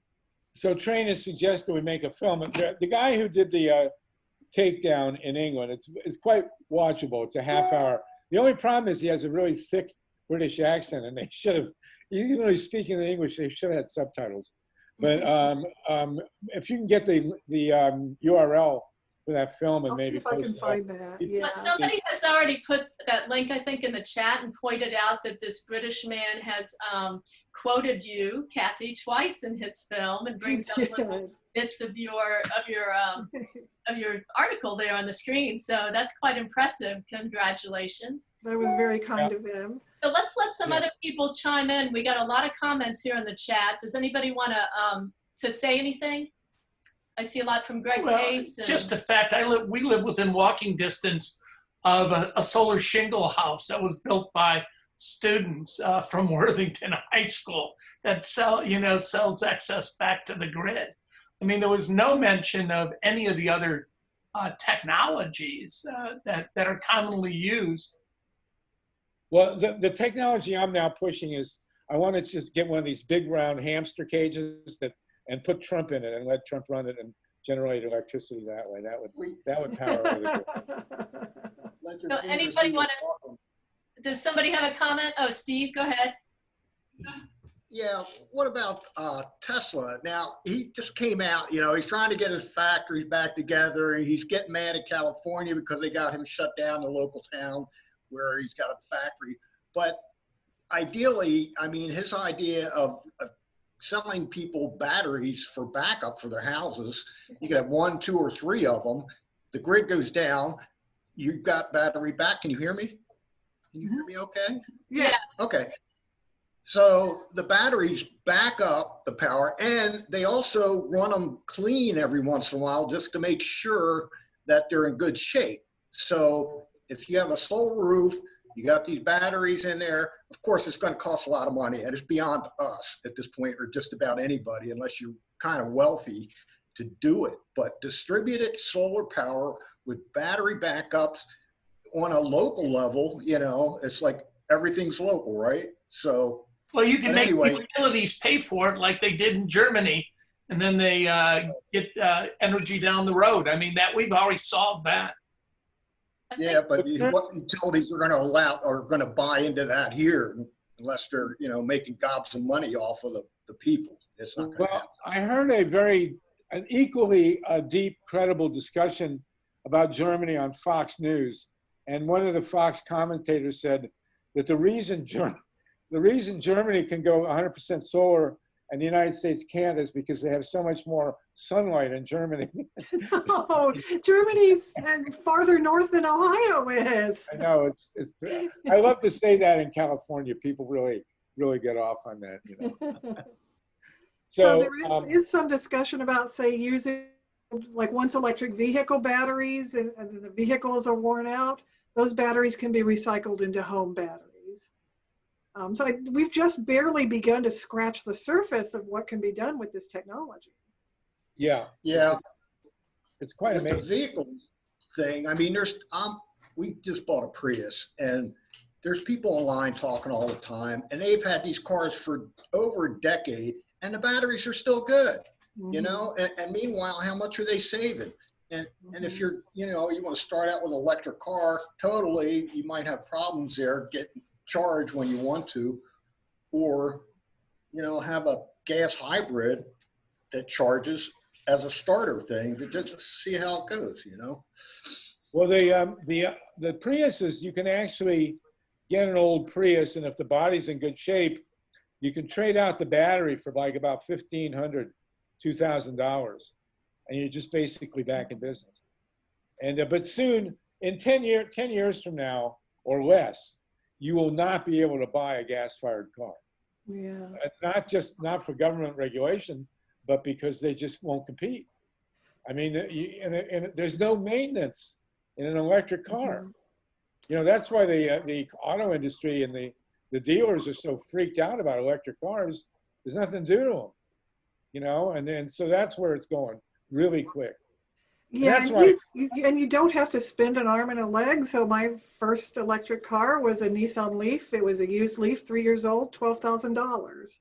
And soon there will be a lot more used electric cars because that's where we're going. And it was kind of a big leap of faith for me to go from gas to electric, but I would never go back. And you know, there's been a couple of times where I've been worried about range and running out of miles, but for the most part, there are a lot more charging stations now, and there's an app called PlugShare that you can use to find the charging stations. Some of them are free, and mostly people charge their cars at night in their own garage. So it's more than rather than thinking of it like stopping at a gas station for a fill up, think of it more like keeping your cell phone charged. Like, you know, you just plug it in when you get home and then it's charged up. Right. Of course, in Back to the Future, he put in a banana peel. I don't know. We'll be able to do that soon, I think. So we got some interesting comments here in our chat. I don't know, Will Perkins, do you have audio? Did you want to make any of your comments out loud? Or Greg Pace, Lynn Stan? Yeah, this is Will. I don't know what movie you guys were watching. I watched this movie 3 to 4 times, and I have yet to hear or to see anything that you are describing here tonight. I honest to God, I don't know. I don't think it was a movie that was designed to break down the environmental movement in this country. I didn't see that at all. Again, three to four times I've watched it and I haven't seen that. These people are not anti-environmental. I watched Josh Fox the other day on The Rising, or on The Hill Rising, and honest to God, it became clear to me that it was a puncture of his ego that these guys had come out with this movie that was asking some really pertinent questions. So I don't know where you guys are coming off at. To me, it's a big ego bash. So I consider a lot of you people my friends, but that's my opinion. So you got it. Well, you're entitled. Yeah, I mean, and Michael's got in trouble with this before when he did Roger and Me. The problem is with the dates. I mean, he's doing gotcha stuff with 2005 footage, which is fundamentally dishonest. I mean, I could go out and show you the old solar panel at Columbus State, from when Jimmy Carter was around, and they were put up, and to say the goddamn thing doesn't work anymore. But what's the point? Yeah, I think the problem people have with it, Will, mostly is that they just use such old footage and tried to portray it as being something that was current. And Did you want them to come up with something futuristic, maybe? Well, no, I mean, Michael knows. Current. I worked on campaigns with Michael back with Zoltan Ferenczi, and our whole thing was to put people to work retrofitting houses. And that was 50% of the energy savings, but he didn't really come out with that stuff in the film. I think mainly just had they said anything about what was going on in 2020, because I think the points that I've seen in the rebuttals is that they are touting what was going on back in 2005, 2008, 2011, but they not trying to predict the future, show the future, just actually make it more honest about what's actually going on right now, like in 2020. I keep hearing the mention about population control, which that's a perfectly legitimate discussion. Yeah, absolutely, but they don't talk about the solution. There's no debate about the solution. I didn't see where the focus of that movie was about population control in the first place. I think it was about the discussion of it. They interviewed 5 or 6 people who talked about it. About population control? Yes, who mentioned population. I mean, the solution to population is very simple. It would have taken them 10 seconds to say Planned Parenthood. That's all you got to do. I don't disagree with that. Not for a minute do I disagree with that. In fact, I agree with everything that both you and Kathy are saying about, I think we ought to have women in charge. Honest to God, I think that is a solution. Well, not Hillary, but women in general. Yeah, but I mean, Ozzie Zahner says straight up that renewable energy is no better than fossil fuels, and that's just false. The research shows it's false. That's not what I heard. He did say that. No, wait. I think basically what he was trying to say is that we can go out and develop these new environmental renewable processes like solar, wind. I'm completely committed to those things. But there's some carbon footprint connected with that, and we seem to want to ignore that. No, we don't want to ignore it. I mean, the research has been done. These questions have been considered, and life cycle analysis show any form of energy you use is going to have some footprint on the earth and on carbon. Just existing has a footprint. But you can compare what is the footprint. That's what this area of research does. And we know that renewables have much less of a footprint. That's why the Green New Deal is predicated on energy efficiency and rolling out a lot of renewables, along with a lot of things like replacing lead pipes and cleaning up toxic waste and restoring our wetlands. There's a lot that could be done under the Green New Deal, but the Green New Deal is a lot about switching to renewable energy. We have to switch to renewable energy. We can't stay on fossil fuels. I am a person who took the time and the investment to go through the solar installers course at Blue Rock Station, along with Greg Pace. And I am a person that, you know, I will never get over the fact that we can have that bright light up in the sky generate energy for us. Yeah, it's amazing. To not take full advantage of that makes no sense to me whatsoever. Absolutely. And to cram poisons down into our earth to gain something to fuel, you know, what we do every day, that makes no sense to me whatsoever. So I'm 100% with you there. I'm on board on this thing. All I'm saying is now is not the time to be getting into some big ego fest over this daggone thing. Why don't we take this movie and take the positive parts of it and get a discussion going to where we can start moving ahead? I think the point that they're trying to make is that we're losing the race.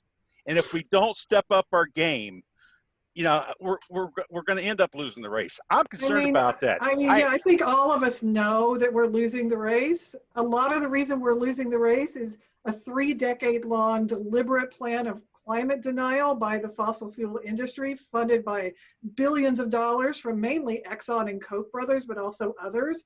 And this movie repeats a lot of the same things from that same climate denial industry about renewable energy.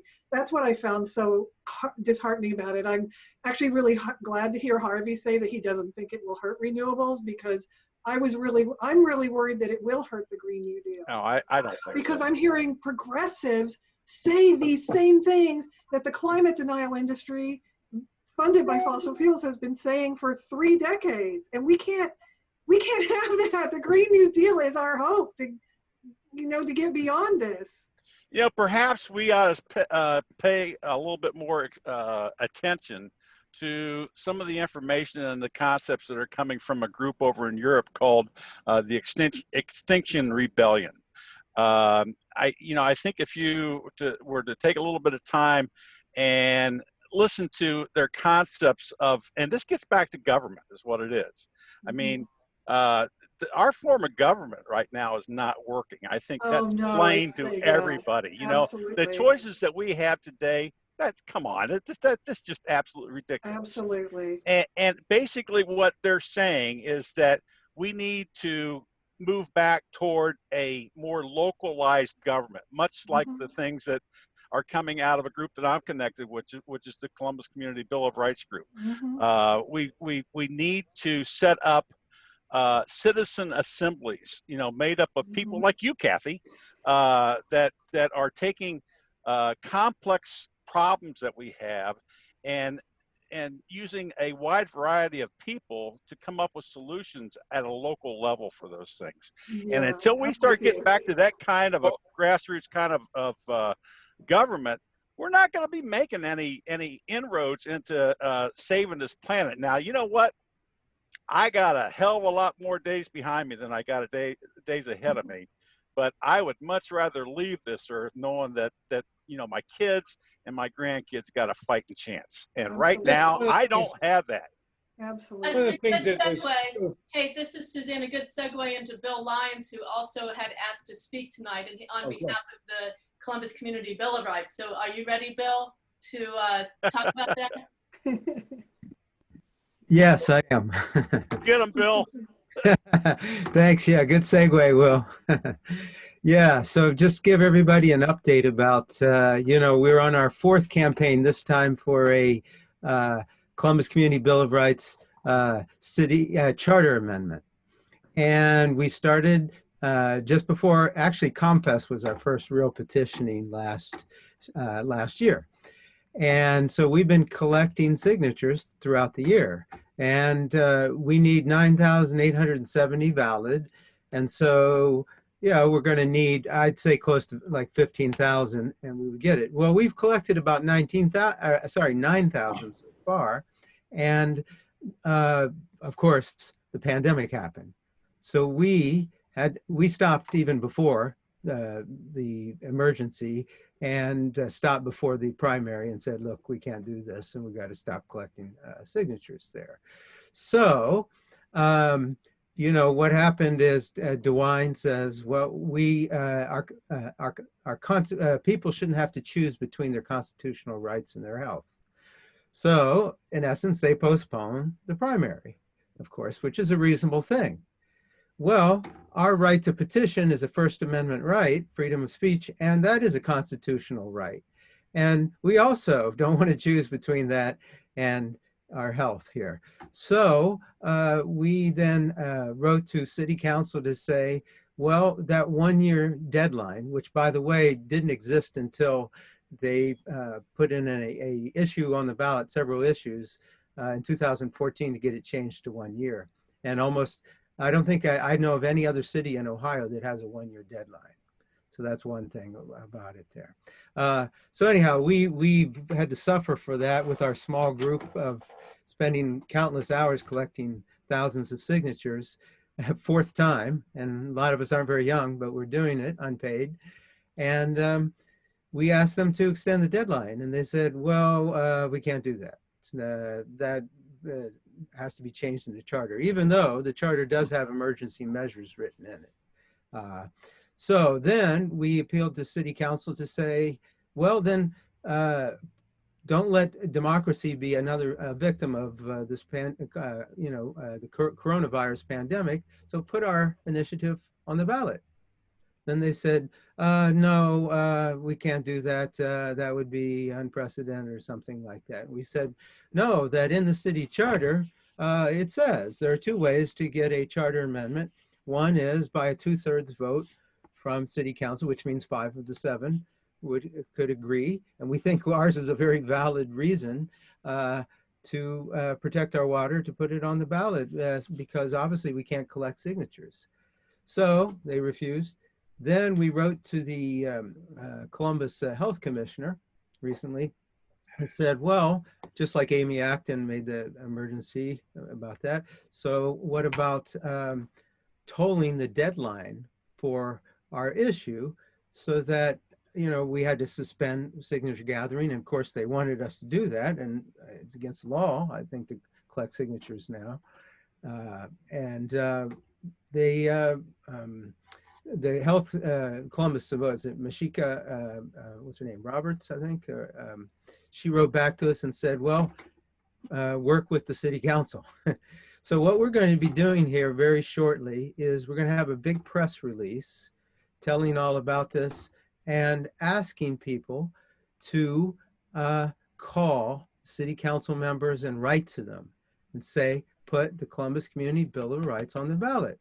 It's not acceptable for them to say, oh, well, you can start again. Well, when, first of all, and why should our democracy have to wait for that? That's not fair. When they use, they're going to make all kinds of emergencies, which they've already had, for legitimate reasons. We think this is a legitimate reason. So we're going to ask you soon to use your voice to tell them, to put pressure on them, and put our initiative on the ballot. Anybody have any questions? I'd be happy to answer. I'd like to add something. Yeah, sure, Greg, go ahead.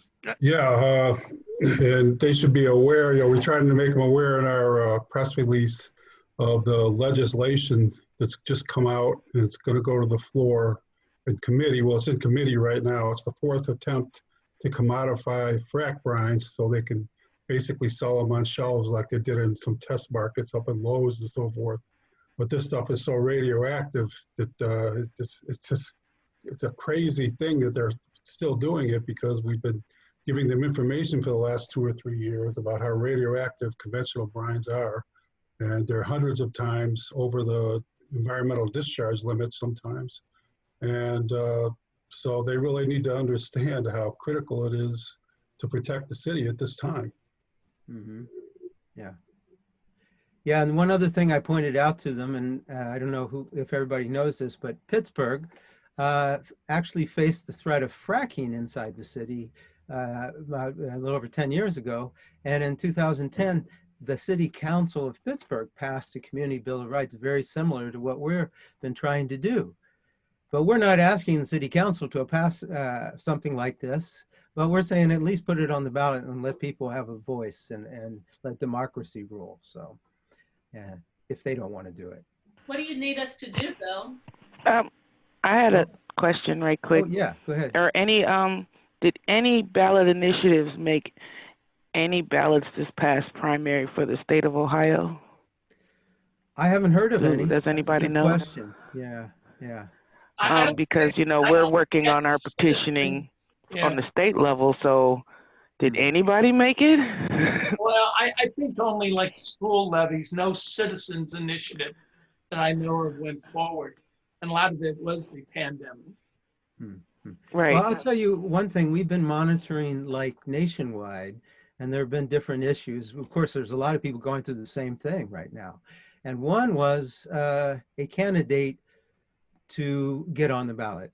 And she had collected some signatures, but not nearly enough. But then she had to sue, and I think the court ruled that she made a good faith effort, and it was impossible for her to get signatures. So they said, put her on the ballot. Yeah, in Illinois, the Green Party was put on without signatures because of the pandemic. Well, maybe we should do that with the nuke petition. Yeah, yeah, exactly. We should be able to do it with all petitioning at this point. That's what. Right. That's what we're trying to figure out, how to do this pretty much for everybody, because everybody can put their 2 cents in, because there's been citizens initiatives, I'm sure, all across Ohio that didn't get through. And the other thing is, how long we might be dealing with this pandemic for like 2 years. Does that mean we're supposed to accept that the right to initiative is just put on hold? That's our constitutional right. So it's in the Ohio Constitution since 1912. If there's something you specifically need the public to do for Columbus Bill of Rights, what I usually do after the salon is I gather all the information that people have put in the chat and any other extra links that anybody wants, actions that you want people to do, and I email it out to the whole Free Press list again. So if you want to send me that information, I'll send it out to everybody. And we're getting really close to 9 o'clock, and we got one more song from Brian Clash Griffin. So last words. Yeah, so just to say that, yes, that press release I'll send to you. You can publish it. If we'll have links to our letters and their responses. And at the bottom of the press release says to ask people to contact city council members, and it will have their emails and their phone numbers. Great. Any other comments from people that are still on? Well, thank you. This was great. Thank you, Harvey and Kathy and Bill and Will and Brian. You're up. All right. Oh my God, it's so great to see everyone and just be part of this. Missed the cooking and the food, but you know what? We're gonna get there again. Gonna do this. We were talking about Kent Stadium stuff. We need Bob's soup. Yeah, we do. And here's some Phil Oaks to kind of close things out. I ain't marching anymore. So here we go.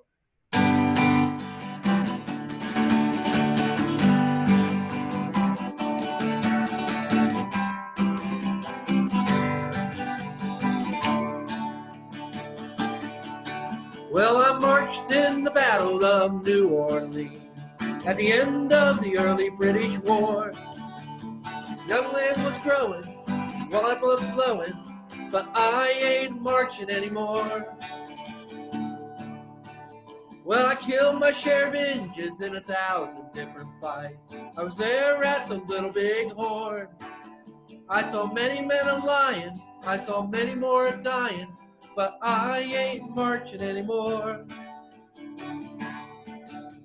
It's always the old to lead us to the wars. It's always the young to fall. Look at all we won with the saber and the guns. Tell me, is it worth it all?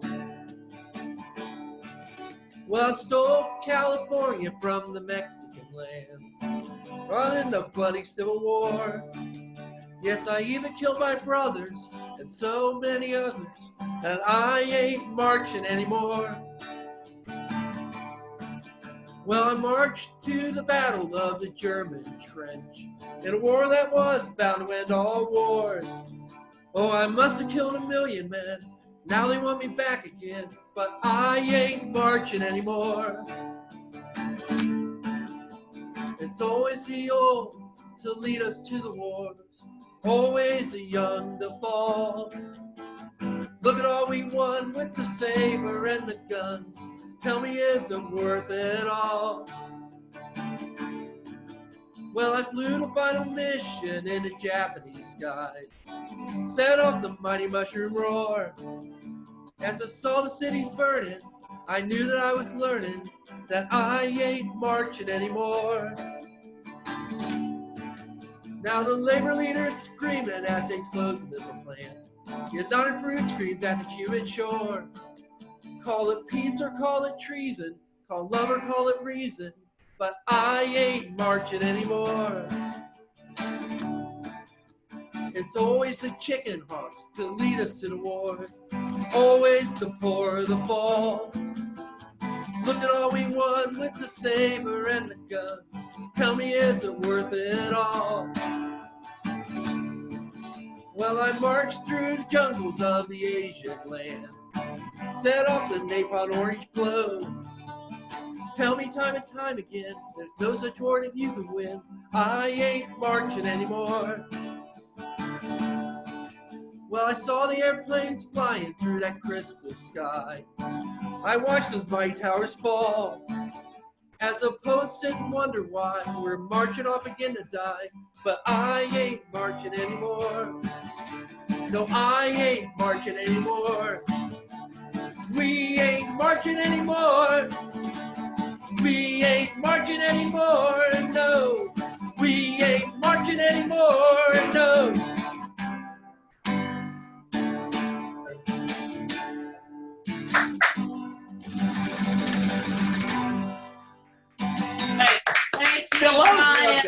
Ballots writer for the Lantern. Bob Dylan said that he was more of a journalist than he was a songwriter, but great lyrics. Thanks, Brian. My pleasure, my pleasure. Thank you, Brian. I love you all so much. Thanks, Brian. Spirit of the movement. Right home. Brian. Thanks everybody for tuning in again to another Cyber-Salon. If you have ideas for what to do in June, email them to me. And watch for my email after this. Okay. Yep. Thank you all.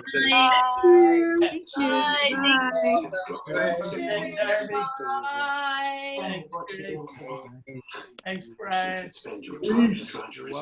Hey, can we all sing a song together? Would that work if we all sang together? Okay. Yeah. If you can hear me, goodbye, everybody. Solidarity forever. Yes. What song do you know we can all sing, Brian? You got one? How about Power to the People? All right. Power to the people. We got to stump it out first. Over@winehood.com. Power to the people. Power to the people. Power to the people. Power to the people, right? Take a look. Well, you say you want a revolution. You better get it on right away. But we'll be on the streets, marching feet. Let's hear you. Power to the people. Power to the people. Power to the people. Yeah. Power to the people. Well, I'll tell you, nothing. The workers are nothing. Gotta get them what they really know. Even now, we need to help everyone out there. All our helpers, our essential employees. Gotta keep us strong. They can help us along. We're singing power to the people. Let's hear it. Power to the people. Power to the people. Power to the people, right on. Well, I ask you, brothers and sisters, how do you treat your other ones back home? We gotta keep them strong, help along. We'll sing it. Power to the people, power to the people. Power to the people, right on. Now, I don't know if we can all sing together at the same time. I think he's way around the golf course. Good. So everyone sing your power to the people song.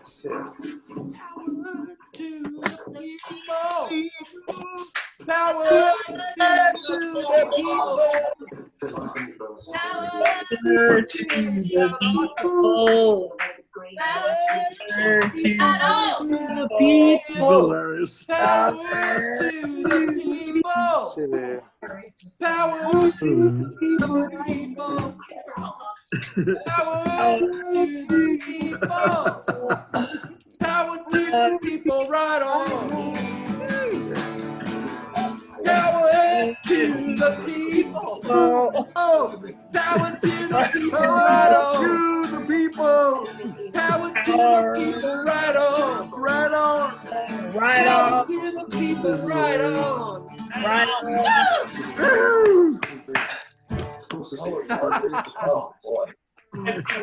Peace and love, guys. Stay strong.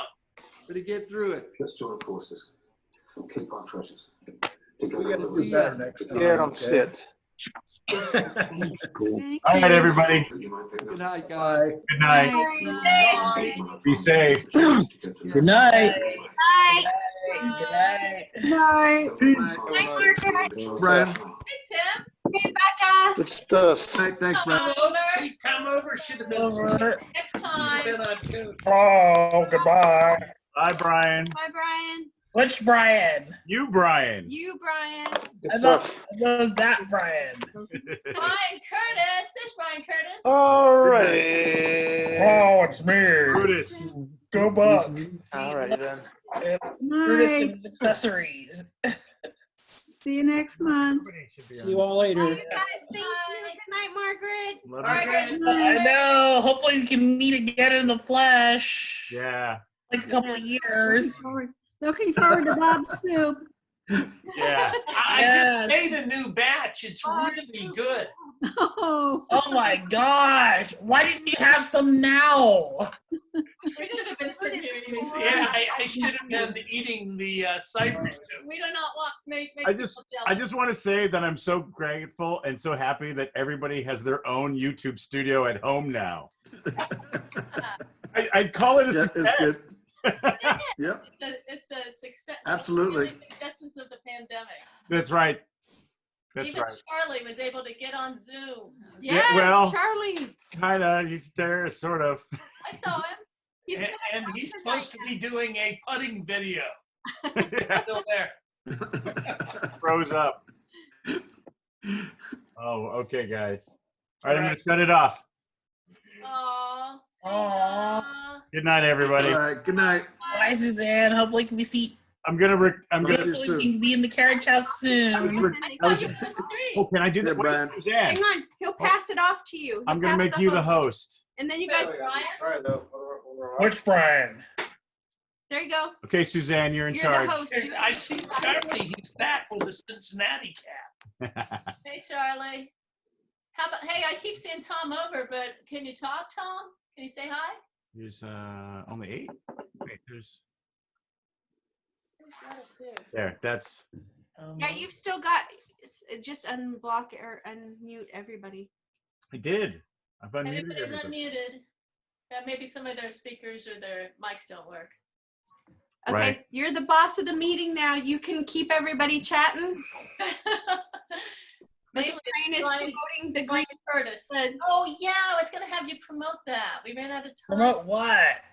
The WGRN mugs. The WGRN mug. Turn All it the other right. way. Oh my God. Woo! That's the first time I saw them. Isn't that nice? The Green Renaissance. I know. I mean, Soon, well, those will be available for the public. Yes. we don't know when. Here, I'll go get it. I'll go get it. Hang on. Wait. One there's more also- promo item you must see as well. WGRN's been Sweater. off the air for like 2 months. What has? We just celebrated our 4th anniversary. No, WGRNs. But what about the WCRS? CRS. Oh, we're still ticking. Good. I think like 15 years or something. So we have a storefront with a whole bunch of swag that's supposed to support all of the free press identities. So WCRS and WGRN and Really? Columbus Free Press. Yeah, if you go to traindepriest.com, you can preview it because that's where I'm building it. But as soon as we get all our ducks in a row, Fresh out of the dryer. there's Bob's Other side show. of the news for Bob. It's the other side of the news. The other side of the news. Woo, Yeah. nice. So I we mean, got you all guys kinds haven't of done a show since like the last time I was at the Carriage House. We've been doing Bob's show on Zoom. We've been recording them in the house, recording them on Zoom, making them into MP3 and playing them on the channel. Still available. They haven't been up on WCRS. Oh, no, you're right. I have been very remiss, and I don't know that I even have the files. I would have to download it off of Airtime and then put it up on WCRS. Because you've been re-airing the same show for like the last 2-3 months. Well, Bob. Wait a minute, then why is it going up on WCRS? You're the only person who has the other side of the news past. You need to show me how to do it so I can upload it. Oh my God! Because I've been uploading it to Pro from WRN. Wait a minute, I have to, if I don't put it up on the WCRS site, it doesn't play on WCRS, darn it. That makes sense. No. I mean, how else would it? I'm sorry, you know what, I'm working from home, and you would think, oh, she's working from home, she's got a lot of time. I thought you were working at, I'm busier than I was when I had to go into work. No, we've been doing regular shows. We got to get them up on CRS. Actually, Juanita's doing her show over Zoom too, and anybody who who used to do a show could still be doing their show if they just do them over Zoom. It's really I just do my show here at home. well, yes, you There are do. a lot of distractions, like an old fuddy-duddy playing with his cats and watching like Netflix. Can And he hear you now? You better be careful. no, he's up on the 3rd floor. Yeah, but that's as opposed to the old fuddy-duddy who's usually at the Carriage House. And that he's not in, so you can. Well, Zirkle doesn't live there anymore. Train. Oh, I'm talking about Dan. That's fuddy-duddy. The other guy on the other side of the news. The other fuddy-duddy on the other side of the news. Right. I miss that guy. I haven't So seen it. Juanita, I see Juanita on the list. Juanita, can you talk? Yeah. Hi, Can you hear me? Juanita. Yeah. It's a good one. Hey, Juanita, do you have a guest for us to interview tomorrow? No. Oh. I was thinking about, I had spoke to Connie Hammond last week about doing an interview. Uh-huh. So maybe I'll call her tonight and see if she can do it. Yeah, if you can't find somebody, let me know. I can dig somebody up just so you can make sure you have a show playing next week. Okay, so are we going to be doing it on Sundays from? We can either do it, well, let's see. We're going to visit my dad tomorrow, so it would probably have to be before 3:30 if it's tomorrow, which really gives us the window of like noon to 3:30 because we don't get up early. We know that You don't get up early? And neither does Juanita. It's light up at 6 a.m. now. And well, I have to get up early Monday through Friday still. Yeah, why? But we're not going to go visit my dad Monday, so we could do it Monday night too, Juanita. So it's either Monday night would be better because tomorrow's Mother's Day, and Oh, right. so Let's plan to do it Monday after 5. Happy early. that sounds good. Good. Next month is like 10 years that WCRS has been at the Carriage House. Wow. I know. So it'd be really nice if there was a new show from the other side of the news. I'm so sorry. Or like 12. Because I'm not really, doing it anymore, like finishing the show. It's Train that's doing it. And it's not his fault that it's not up there. It's just they got lost in the shuffle. But I'm Bob, Suzanne, why don't we have some of the staff folks from WCRS as guests? Because obviously, Yes. unlike in the green room studio where we're limited to one person. Right? We could have all kinds of guests. Lots of guests. God, I keep seeing Tom It's Over all like- pop up there. Tom, you got something to say? It doesn't even have to be somebody local. Tom Over. Yeah. Hi, Tom. Hunt down to How are you? Are you in town? Can you see me or hear me or what? I see the word Tom over and I hear you. No, I'll be real quick here. Great event. It was good from start to finish. Really appreciate it. Well, next time maybe you want to sing. That's a possibility. Let me see what I could do. We'll see. I appreciate it though. Seriously, very It good doesn't stuff. matter where you are in the world because you're on Zoom. Yeah, no, it was very good salon. So thanks for doing it. Nice. Oh So, yeah, last month there were people here from what Texas? Yeah, we're all across country. California, Arizona, Massachusetts, all the way. Oh yeah. Yeah, So, I mean the next salon is my birthday weekend. Oh, happy birthday salon for Brian. We'll have to say he won't get any, but you know. Cyber cake. I know. 4th of July has been canceled, so yeah, I won't get any. Oh. And the 4th of July has been canceled. I'm not gonna have any birthday love. Yeah. Well, then everybody can just celebrate your birthday instead. Yeah. That leaves if Not literally in the flash. I mean. Hey, this is good enough, isn't it? Yeah. You don't even have to take a shower or any of that stuff. I did not take a shower. I have not taken a shower since Thursday. And you smell great, Brian. Thank you. Point. I put deodorant on daily. I haven't showered it. Unlike Zirkle. To socially distance. Right. I'm going full Zirkle. What? Oh, what? Oh, wow. Hello, Cliff and Sibley. Working system. Do you have something to say, Cliff? Hello. Hi, Cliff. Hi, Sibley. Hi. Oh, there they are. There you are.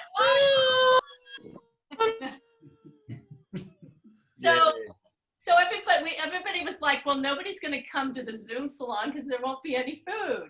But this Of course not. People You come can bring your anyway. own food and beverages. It's a BYO food affair. But I'm so glad people still come, even though they're not being fed. We had 50 people. Yeah. How many? 51. 51. 51. 51? Oh my gosh. Yeah. How many? Like a regular in-house salon. Yeah. What's the max you've ever had in the house? Do you know? Any In idea? our house, we had 100 people when Jill Stein was here. Well, And that was crowded. I mean, you Yeah. could just barely move, you know. I think we could probably get Jill Stein on a Zoom call, though. Come Yeah, on. no problem. She just talked to Bob a couple of times this past week. I'm saying Yeah. we could do it. That would A bump possibility. up our numbers. Well, I don't know. If the height of her popularity is right now, but yeah, for sure. Hey, I would We can pay. get I don't know. Hillary said she's a Russian agent. So maybe we'll get some people from Russia. That'd be cool. And I was told as their attorney to make sure I didn't destroy any communications. And I said, comrade, why would you? That's right. I don't know why. I'm sure they have copies of it. Yeah, for sure. Oh, this is great. So don't forget to send me the chat. Oh, yeah. However you did that We last should time. figure out how to get it on WCRS. I know how to get on WCRS. It's just that I don't always have the final version of the So all you show. gotta do is can't Train just send you the final Yeah. version? Or To me, or I could download give me a username and a password, and I'll do it. It's not really. See, I'm a little confused because Brian, it's not really me uploading it to the airtime for CRS because I never did that. I think it's from like the From the podcast on the archive? WCRS website. Is it when I put it up as a podcast on the archives, it plays then on the channel? Because that's all I was doing. Like when you upload it to like the WCRS. Yes, WCRS. I put it into FileZilla and then it jumps it up into the I have FileZilla. So that's what I would do. I would put it in FileZilla, but I would have to have to give you a username and passwords and everything. Close to doing that. I could And do then it. you have to put it up and give it a title, give it a description, and then so on. Audio import. Exactly. And Brian lives like one house away from me, so he can. Well, like literally around the corner. Yeah, down my alley. He's right there, so he could show me if I had to have somebody walk me through it. But That's true. I'm a fairly smart guy. I think I can figure it out. I think you can figure it out. Well, yeah, but I'm not going to yell at him over Zoom right now. No. Hey, Charlie, you finally got your picture working. Charlie's back. Sort of. Oh, Charlie. Yeah. Is that Charlie in the dark? I think so. Lean back a little, Charlie. Let's see your face. He's on a, or is Charlie, is that you on a Moto G7 Power? Yeah. I can't tell. You're in the dark. I can see his hair, but I can't see his face. Yeah, he can't hear us, but he can see us. He can't hear us. I guess, because he's not responding to us. Yeah. Oh, now he's connecting audio. Now here. Oh, okay. I still see Mark Stansberry there. Thank you very much, Mark, for your presentation. Yeah, that was yeah, great. Mark, that was thanks. beautiful. Yeah. And who was the other gentleman who had photos that he was sharing? Ernst? Oh, Ernst. Ernst, I don't know his last name, but he's all over Facebook with that stuff too. Yeah, those are great.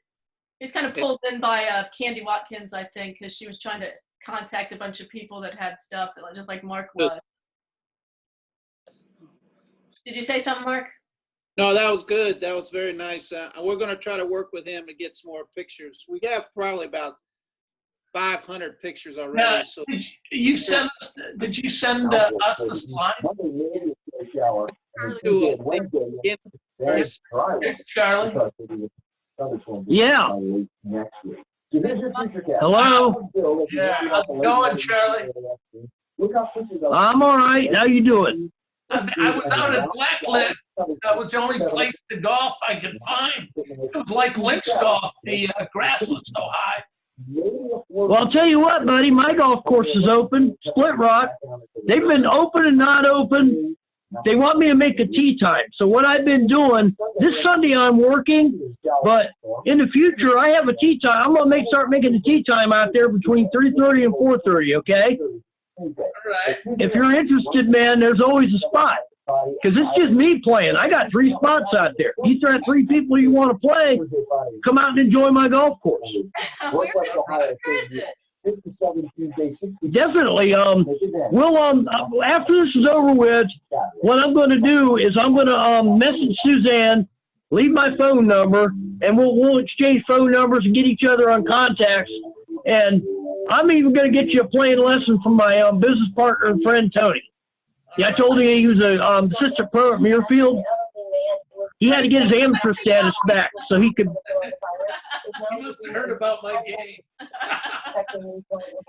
Well, the idea is we're going to try to get you so you're hitting the ball good, and you're a stocky son of a bitch. I'll bet you can absolutely bust it.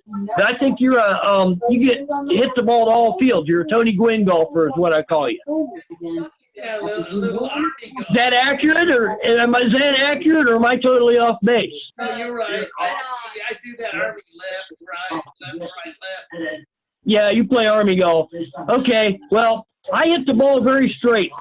I shot a 79 last Sunday at Split Rock. For 45 days. And the course was soggy, but I hit the ball dead where I wanted to hit it. A lot of times I was short, but my short game and putting is the strength of my game. I only had 25 putts the whole round. Were you plucking it in that wet condition? Yeah, I just having to fly it in the air all the way to the hole and stuff. The way I play, I love playing summer golf because I like playing to the front of the green and letting the ball release a little bit. It's kind of like they play on links golf, British Open. I love links courses. I kick ass on a links course because I like to hit the ball low and control where it goes and let the ground do the work. Well, unfortunately, I don't shoot well on any of the courses. I'm really bad at all of them. Do you have your TV on in the background? Yeah, Charlie, can you turn that down? Yeah, I just shut it off. Or just mute. Turn it. I wondered who that was. Yeah, mine's on mute. Yeah. Am I too loud? I'm sorry. I'm new to this act. I'm just learning about the cyber world here. Also, the person that's on that we haven't said hi to is Charlotte. Charlotte, did you want to say hi? Charlotte. Hi. Hi. Hey, everybody. No, I got talking about golf. I forgot about everybody else. I'm sorry. Oh, that's all right. How's everybody doing? We're Fine. all good. Great, yeah. Did you say anything? Good. I was talking about Charlotte Owens. Yeah. Hey, Charlotte. Are we in grid view or speaker view? Oh, well, I thought we'd say hi to Charlotte. And who else is Tekla. Tekla. Tekla. She's muted. Oh, wow. Yeah, I'm getting used to this. I have some technological glitches here because I can't see you guys, but I can communicate with you. I'm like I got my one of my earphones in my ear, and I'm just communicating because I can't see you. I get your video, then I go dial up to get the audio, and I lose the video. So something's going on, and I need some technological advice, obviously. But well, that's cool. I'm glad you were able to get in. Yeah, I am too. Just saying goodbye to everybody, saying hi to people we didn't say hi yet, but good night to everybody else. Tekla, we didn't say hi or bye. Paul Becker, I don't know if we've ever met, but nice to see you here. And Charlotte. And just going across the screen, Clifton Sibley, Mark, Charlie, Brian. Which Brian? And You're the only Brian on right now. What? Clash already left? Yeah, he's off. We're gonna go. I guess he turned himself back into a dog. You mean you've never seen Family Guy? Oh, yeah, Brian.